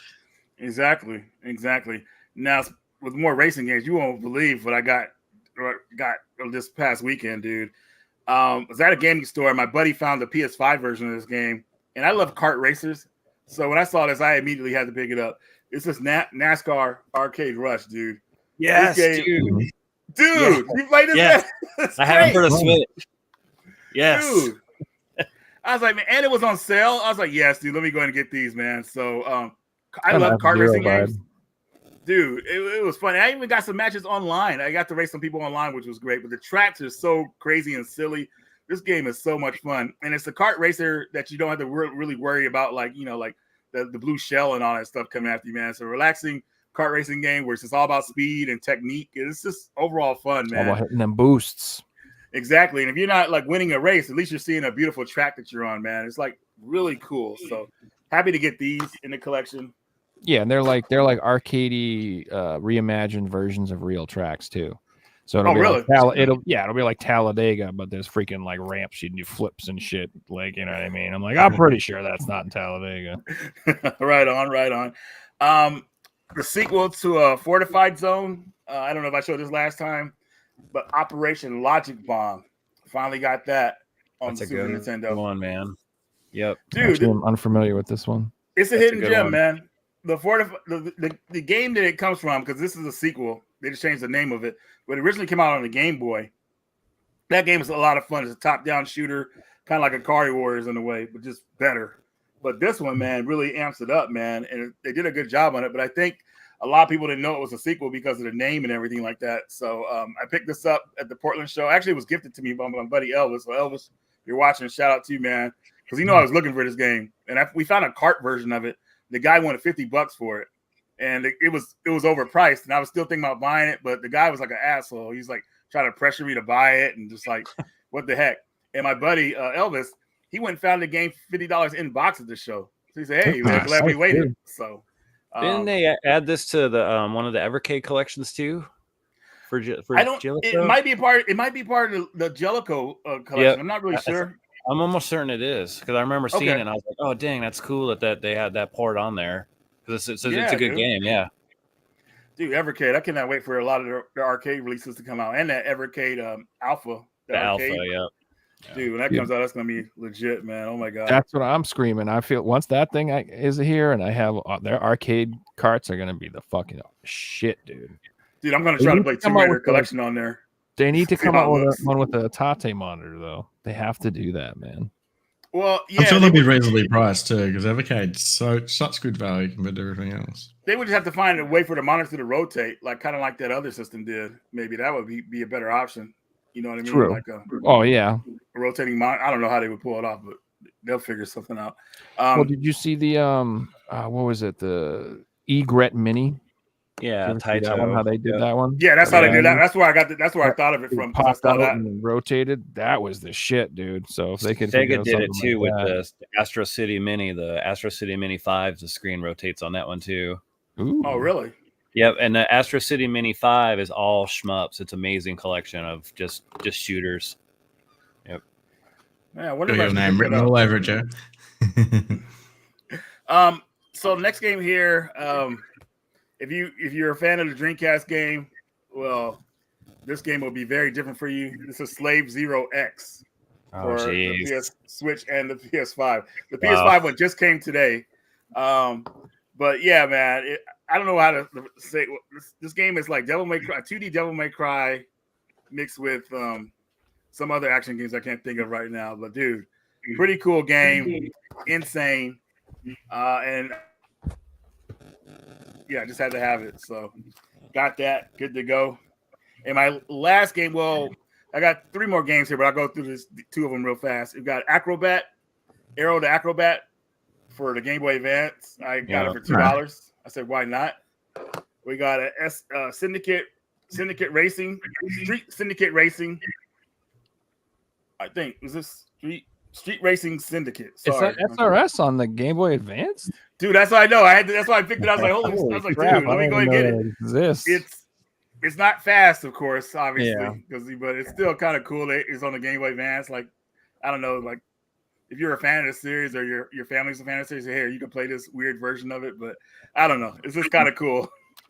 And then the last game here, I haven't even opened this one yet. I think you pronounce this Asterios Curse of the Stars. You guys heard of this? That looks cool. I haven't picked it up yet. Yeah, it went on sale yesterday, and I said, hey, I'm gonna go ahead and pick this one up. So yeah, it looked like a little bit of God of War, but like not as violent, I guess you could say, maybe. I don't know. But yeah, another game to delete space on my PS5 for. So, and that is my last. Well, no, oh no, I just found this thing. I forgot about this one. Almost forgot. Bonus game. Bonus game, dude. We gotta have a little segment for bonus game. Like maybe We some should. drums I or need a something sound like effect. Bonus game. But wait, there's more. that. But the last game here, I haven't even opened it yet, and I've had it for like 2 weeks because I had to go to the Game on Expo and just coming back and recovering. But I got Vengeful Guardian Moonrider Deluxe Edition. So Crap, What is that on? dude. this is the PS4 version, but they have it on Switch and they have it on the PS5. Does it come with an ironing board? Dude, I don't even know what's all in here because they got it. But look at that, dude. Like that's pretty sick. Oh, Now, that's cool, man. if you play games like what's that game on the Super Nintendo? Hagane. Hagane, It's a homage to Hagane, pretty much. So how the Okay. gameplay is. But dude, it's also available on Amazon, like the regular edition. I think it was like $20 or $25 to get PS4 Switch version. Can't remember, but yeah, Pix and Love. They sent me this because they like the videos I done on their product and everything like that. So they randomly just sent this to me. I was like, dude, I was like, what the hell is this package sitting here, man? Videos. And yeah, dude, I just like it makes me want to get good at the game because I played it and I sucked at it because it's old school difficult. It's hard. It is. It's hard, yeah. It is, but it's one of the type of hardware you could like get used to it. Like you feel the flow and everything like that. Mhm. But we're got to like stuck on our easy mode and everything sometimes because we want to like get through games because we got other ones to play. But yeah, don't know what comes in here, but yeah, maybe I'll do a video about it soon. Isn't that the same people who made Blazing Chrome? Isn't that their follow up to that? It is. Joy Masher, yeah. Okay. So yeah, they're kind of like going for that Genesis vibe, Joy thing. Masher. Super Nintendo vibe. Dude, I got a lucky number, dude. I got 81 of 100. Wow. Nice. Yeah, well, I know 81 is a special number to me, so that's kind of cool. But yeah, man. Wow, that's all I got. Freaking sick, man. So first off, Joe spent all his money. Now, I already own that thing. Get out of here with that. Come on. You don't think Dude. I would already own the shmup thing? You have two of them? Do you even know me? I have the other one too, the regular Astro City Mini. Okay, right on. But the only one I don't have is the Egret. And there's like 2 different versions of that one. There's like a more expensive one and a less expensive one. And overall, that thing's mad expensive, but I kind of do want it just to have it. So maybe someday. But I didn't go crazy and buy the arcade sticks and the multiple controllers and all that other stuff. I didn't buy the little stand, the little chair to go with it, and the little thingy majing. Like, I didn't do all that. You didn't get caught up. Good. No. Just want the systems. So I will start off with my Switch stuff. So I got Super Mario RPG finally was on sale on Woot for like $30, something like that, 20 something. I was like, I think it might even less than 30. And pretty much for Switch games, if it's like a first party game, if I can get it for 30 or less, I'm all over it because that's a good deal for anything like that. Although this one I've seen kind of cheap. I don't think this one sold as well as they were expecting to or wanted to. But good for me. That's good. And I'm looking forward to playing this. I loved this game when I was a kid. Like, absolutely freaking loved it. So, Dude, I still never played it to this day, man. And now I'll probably get that version of it. I absolutely loved it. This is the game that I ripped my thumb open playing when I was a kid. I think I've told this story before, but there's like a mini game in this game where you would shoot turtle shells. Mhm. And I played it so much that I literally ripped all the skin on my thumb off. Like, I tore my thumb open. And I was like, well, dang. And I had to like stop. You kept playing, didn't you? Yeah, I picked that shit back up. Kept playing. Just not the mini. I stopped playing that mini game. I just went back to the regular game and just played with my broken thumb, man. You got to do what you got to do. The game must go on. Yep. So this next one I bought is Inscription for the Switch. Wow. So What is this that? one, Was that the game of the year like last year? The card game, right? correct. This one game of Yeah, the I've heard year. really good things about this. Like, nobody knows what it is or has everybody heard of it, but it was like game of the year. So it's like it's like a deck builder, which at first I was like kind of like meh, I'm not huge into those. But it's like supposed to be absolutely incredible, super fun. Story's supposed to be amazing. The artwork's supposed to be amazing. And this was a kind of an interesting one because this was Special Reserve Games like last official release. And like for a while it had sold out from their website, and it was like really expensive. And then they started selling it like out of their own eBay store for like $100 a piece. And then like they lowered it to, like Special Reserve had their own eBay store and were selling it for $100 a piece instead of the retail price that it was originally. And so then they were doing that for a while, and then it got a little bit cheaper. But then if anybody's interested, I got this from PNP Games. It was the company. Okay, I've seen them. Yeah, they were selling these for like 50 something bucks, which is the cheapest I've seen it since the whole fiasco came out. So they have it for Switch and for PS5. And I don't know, check it out. It's a deck builder, so I mean that might just be a no-go for people, but looked really cool. And I think it'll be very collectible. Let's like if you I mean, game of the year, like it's ticked a lot of boxes already, you know. Yeah, it's you know, I think you'll be happy with it. Is it worth $50? I don't know. I thought it was a good deal. And I want to play it. I like deck builders, believe it or not. So the next thing I got was Streets of Rogue from Super Rare. Right on. And yeah, it's a rogue-like game. I don't remember much about it. It's like a top-down game, and like you do fight in like action combat. It kind of looks like almost like more like a Zelda type action style. But yeah, it says it's a roguelite about player choice, freedom, and anarchy. You know, rather than taking place in a dungeon, it's set in a city where complex AI informs denizens from all walks of life who are just trying to get by in their daily activities. So I have no idea. Looks pretty cool though. Got good reviews. I like roguelites. So I'm just sitting on the PNP Games page. It looks like they're doing Alan Wake 2 at the end of the month, physical, which is pretty cool. So yeah, originally that was one of the topics I was gonna talk about, is like what some of the upcoming releases that you're excited for, and that's one of the ones I was gonna mention. I do want to get the Alan Wake 2 physical. It's kind of expensive, but it comes with the full game, and then it also comes with a download code for the first game. Wait. So that means I can play the first game without opening my PS5 copy, because I bought it on PS5 and it got real expensive. Does it come with both DLCs embedded on the disc though? No, that's the problem. I don't know if they've changed it, but as far as I know, they were going to only have one of the DLCs embedded on the disc, which is better than nothing. That means you can still play the full game and one DLC without an update. So that's still a decent enough physical release for me to buy. You know what I mean? I just can't stand when it's like incomplete on the disc. You just can't even play it. Like it's just I'm the same as you, Joe. Like the Pokemon games have half of the DLC on the disc. You know, it doesn't include some of it, but it's still the most complete version that you can buy physically, and it's all on the cart. So, like, you know, that's what I want.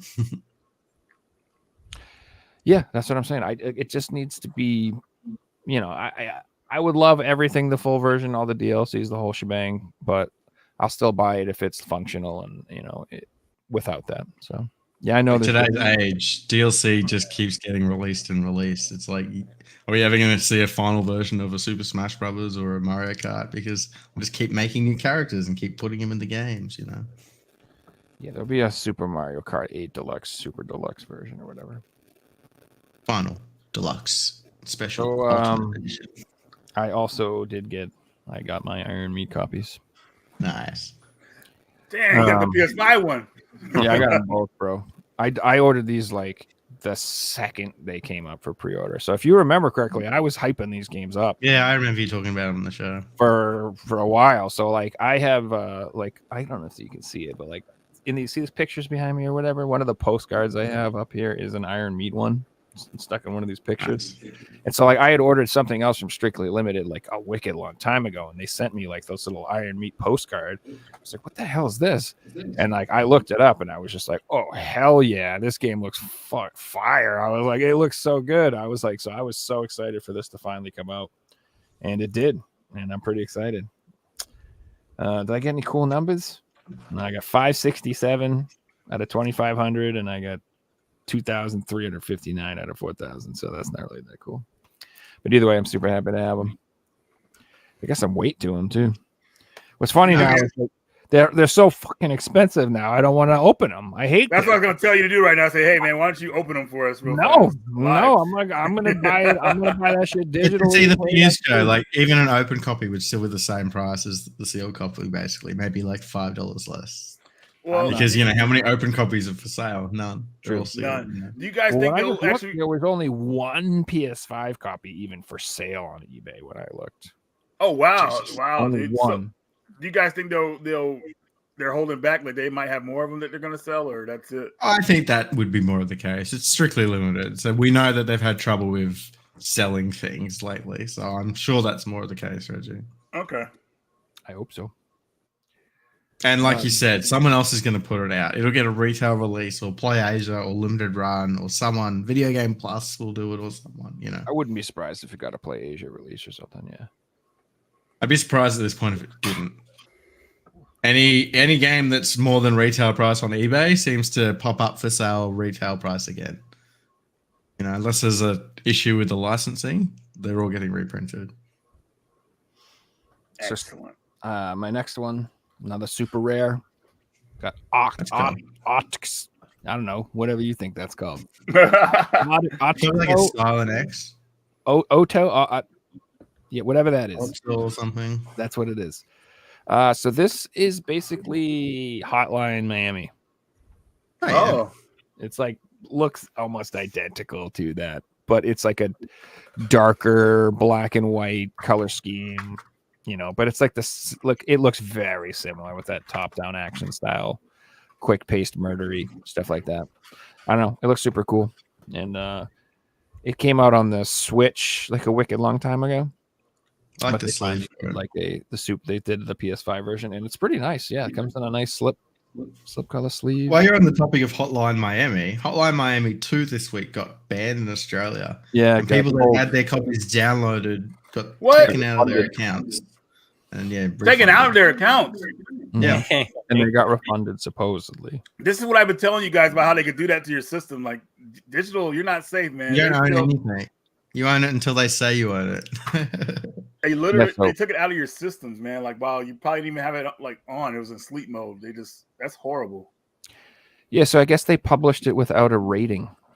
They forgot. It came out 8 fucking years ago. It's not a new game. Apparently they said that it took 8 years for them to catch up and ban it. That's wild. And so it got pulled and all that stuff. So I'm assuming there's like to do sexual assault and stuff in the game. And it's pretty horrific. Both of the games are horrific if you've ever played them.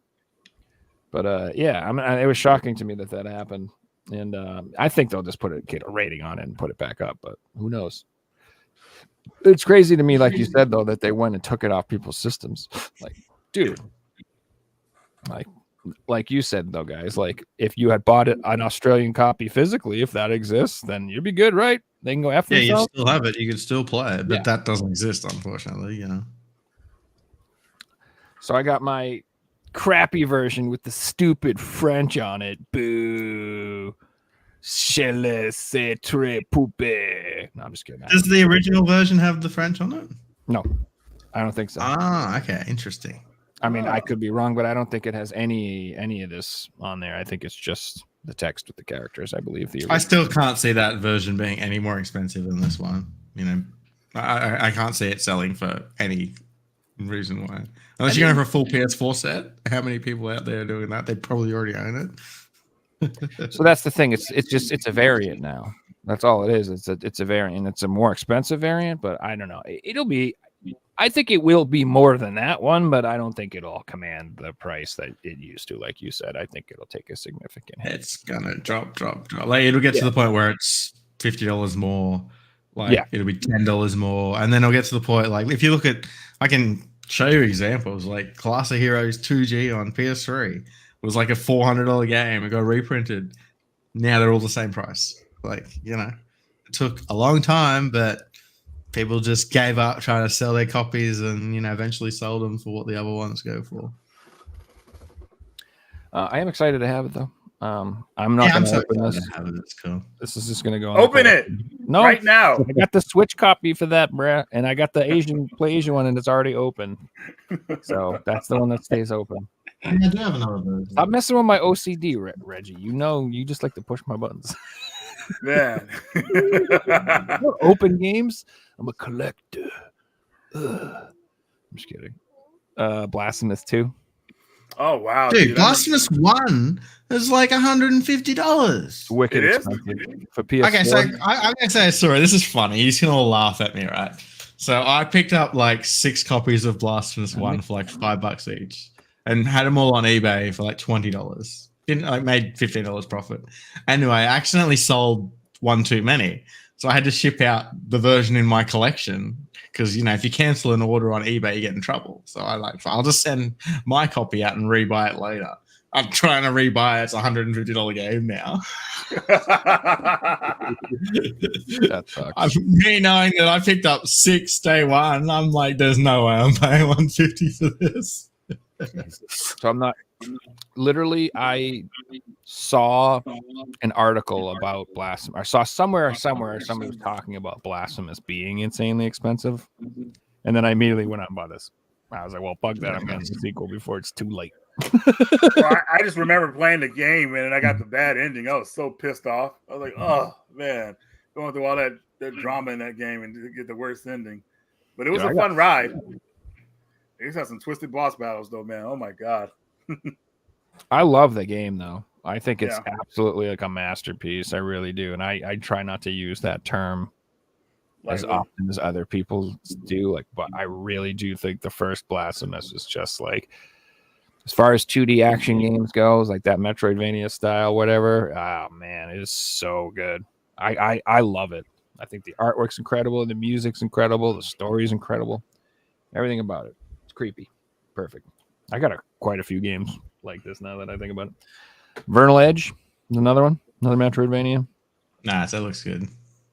Yeah, I've had my eye on this one for a while, but it just never really had a price drop. And then Video Games Plus had a sale on Red Arc Games, and so this was on sale, so I grabbed it while it was cheap.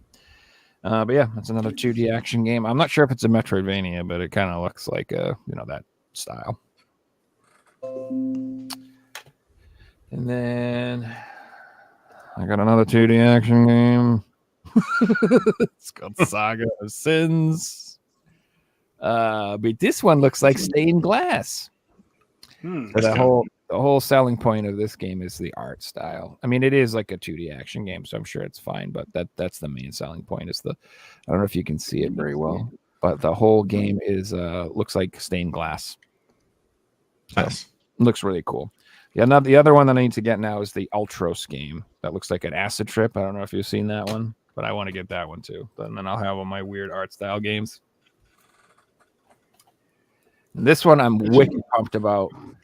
This was one of the games on sale on VGP's website, and it's just never on sale ever, and it finally was. And so I finally got Demon Gaze nice. One, the ESRB edition. So like the PAL copy. Is that the first one or is it a sequel? That's the first one. Demon Gaze 2 is the sequel. Well, this might be like a souped up version of the Vita version or game or something like that. But this is the first game. And like I said, did that come out first? Did that come out first or did it come out second? I think it came out first. Well, I mean, the Vita other one was like a 2015 release or something. That's crazy. I don't know. I think this is like an extra version of the original release. So I think the PS4 one's like a souped up one that came out later. But I don't know the details of the whole history of it. But yeah, it's like a first person dungeon crawler game. I told you guys that I've been kind of collecting all of those. And I think I only need like one more that I know of. So I'm pretty happy to have this one. But yeah, the Uplay. I like dungeon crawling RPGs. I do too. And speaking of which, I'm super pumped because there's two, like a new wizardry game just came out in Japan. There's like 2 wizardry games, and I like those games a lot. And I think one of them's on the Switch, and then one of them's on the Switch and the PS5. I'm gonna say, but yeah, those look really cool too. I need to grab those too. And just a couple movies. I got Gremlins because Mogwai's a cute. Man, that whole the elevator, the escalator, that ramp scene. I'll never forget that scene as a kid. How trippy that was. There's a lot of good scenes in these movies. I just like this one. It's a great holiday movie. You can watch it anytime between Halloween and Christmas, and it feels appropriate. It's a good. I like the yellow on the black. That looks good. But they're kind of ugly now that I'm older. It's like, ugh. You know what I'm saying? They're not cute at all. What drives me crazy too is that I can't find the sequel in 4K anywhere. I can't find. It's so weird, man. I know. That one female one. Yeah, dude. The guy in that bathroom was like, "Hey, well, might as well go with it." Like, ugh. Voyager. Are you serious? Dude's a gremlin. Hey, man, that's New York for you. Oh my god, that's funny. And then I got a true classic, the origin of the MCU, the very first film, Howard the Duck. Oh yeah. I literally saw a notification on Twitter that this was like $8, and I gotta ask you, man. I will buy that for $8. When I first saw that movie as a kid, dude, and there was that scene of Howard and the girl in bed. It's one of those. It's like one of those moments. Are they going to actually do this? Is this going to happen? Even as a kid, I was thinking that, like, wow, something else going on here. So many mixed emotions on that part. Dude. It's like, what the heck is going on? But I actually enjoyed that movie.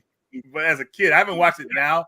But I know Spielberg and whoever helped put it together want nothing to do with it. Like they just it's Spielberg or George Lucas. George Lucas, that's right. I'm sorry, not Spielberg. George Lucas.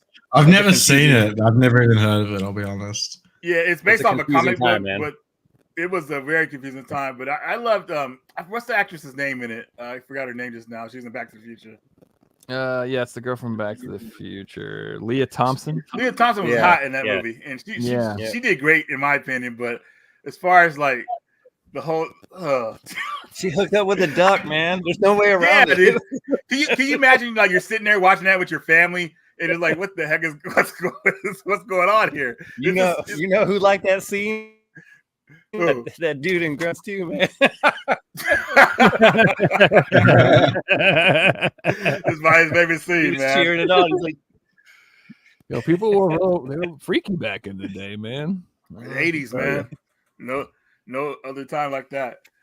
But this movie, in case you didn't know, it's like literally known as one of the biggest financial disasters in the history of all filmmaking. It did so badly in the theaters. It was like the joke. You know what I mean? Like it's like The Crown probably got taken by like Waterworld and other movies over the years. You know what I mean? But like this was the bomb of all bombs at the time, and I don't know. I just have like a soft spot for bad shit, dude. Like I don't know what it is. Like I tell you, I'm trying to collect like all the Game Mill games now.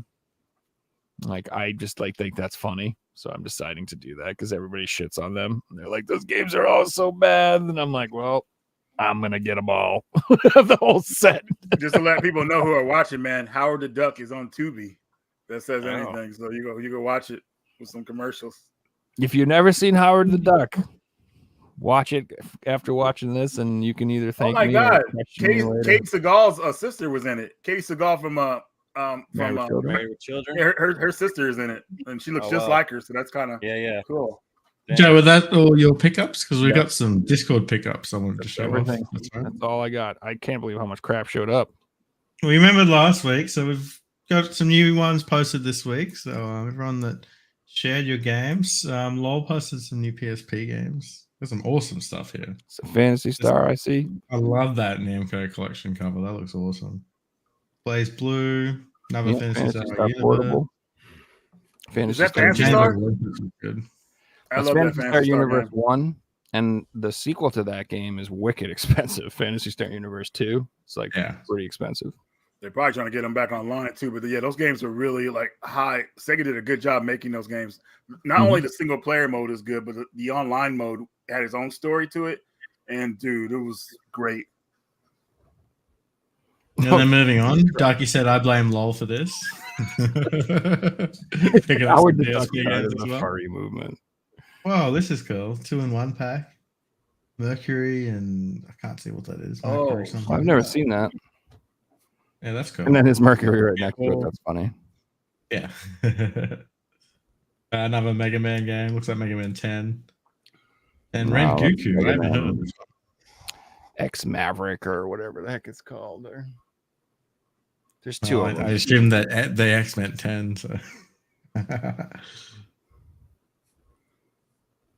And then Darky also posted. Hey, look at that. Looks It's a amazing. slab. So big. I'm sorry, guys. I was laughing at something else, but yeah, go ahead. I'll tell you guys. I'll tell you guys in a second after we get done with this. Was funny. If you guys want to see your stuff on the podcast, jump over to my Discord, and there's a channel called Pickups to be shown on the podcast. We'll put a link to the Discord in the chat if you guys want to join. Right on.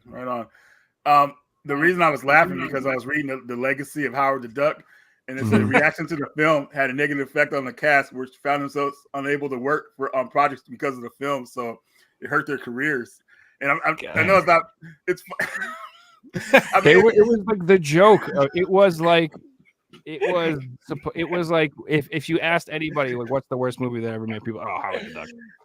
Yeah, it was like the movie. I'm telling you. But the fact that it may, I mean, they depend on working and acting, and they said, "You were in Howard." Yeah, we can't. You can't do this. Bro.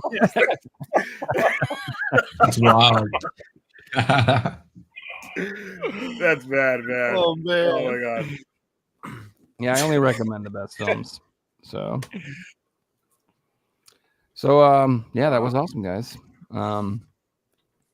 So if you haven't, make sure you go sub to Retro Rob. Links down in the channel. Go check out his Xbox videos. Go check out his game room tours. Go check out all of his stuff. Leave lots of fun comments, nice comments. Reggie has a brand new video today as well, talking about the PS5. If you haven't seen it, you should go check it out as well. It's very good. Yeah. Like to hear what you guys think too in the comments. Figsy is in my boat. He has no videos that are new. He's just doing the podcast with me. So I've been streaming on Twitch though, so if you want to catch me live, jump over on Twitch. Yep. Talk about games, and I'll be streaming GeoGuessr, but I'm always happy to talk about video games. So feel free to interrupt the conversation. Yeah, and then I have a channel too you can sub to, and I do stream games as well. We do the podcast every Thursday. Who's coming up next week, Figs? So we got my buddy Murphsbury coming on next week. He's a fellow Twitch streamer. He's not so much of a collector. He collects music. He plays a lot of games. He's been doing like a horror themed month for October, so it should be quite fun having him on. And that's going to be a Friday night show, a little bit different. So it won't be next Thursday. It'll be next Friday. And are we doing it an hour later than normal? Yeah, possibly an hour later too. Okay, so it might be like 11 p.m. We're usually half an hour late anyway, so yeah, that's true. So that'll be the normal time, all right. I think I might just start telling people we do shows Thursday nights and leave it at that. So around 9 p.m. So any last final thoughts? Anything else you want to talk about, Rob? You got coming up? No, I mean I'll be at Conway the Retro Fest this weekend. I'll have a video I'll have a video of all that out next week. Cool.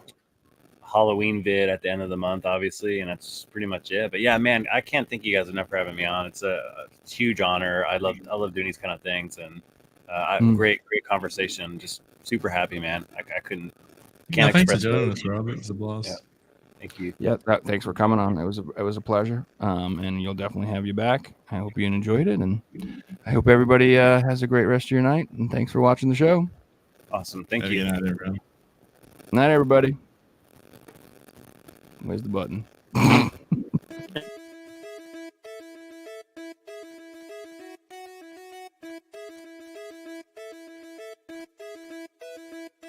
You found the coolest place to be, the PlayStation collecting sets, and come on, won't you stay with me? Welcome to the show.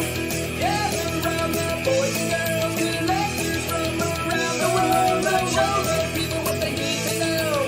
Welcome to the show. Gonna talk again, only got the best. Gonna put their knowledge to the test. Gonna lie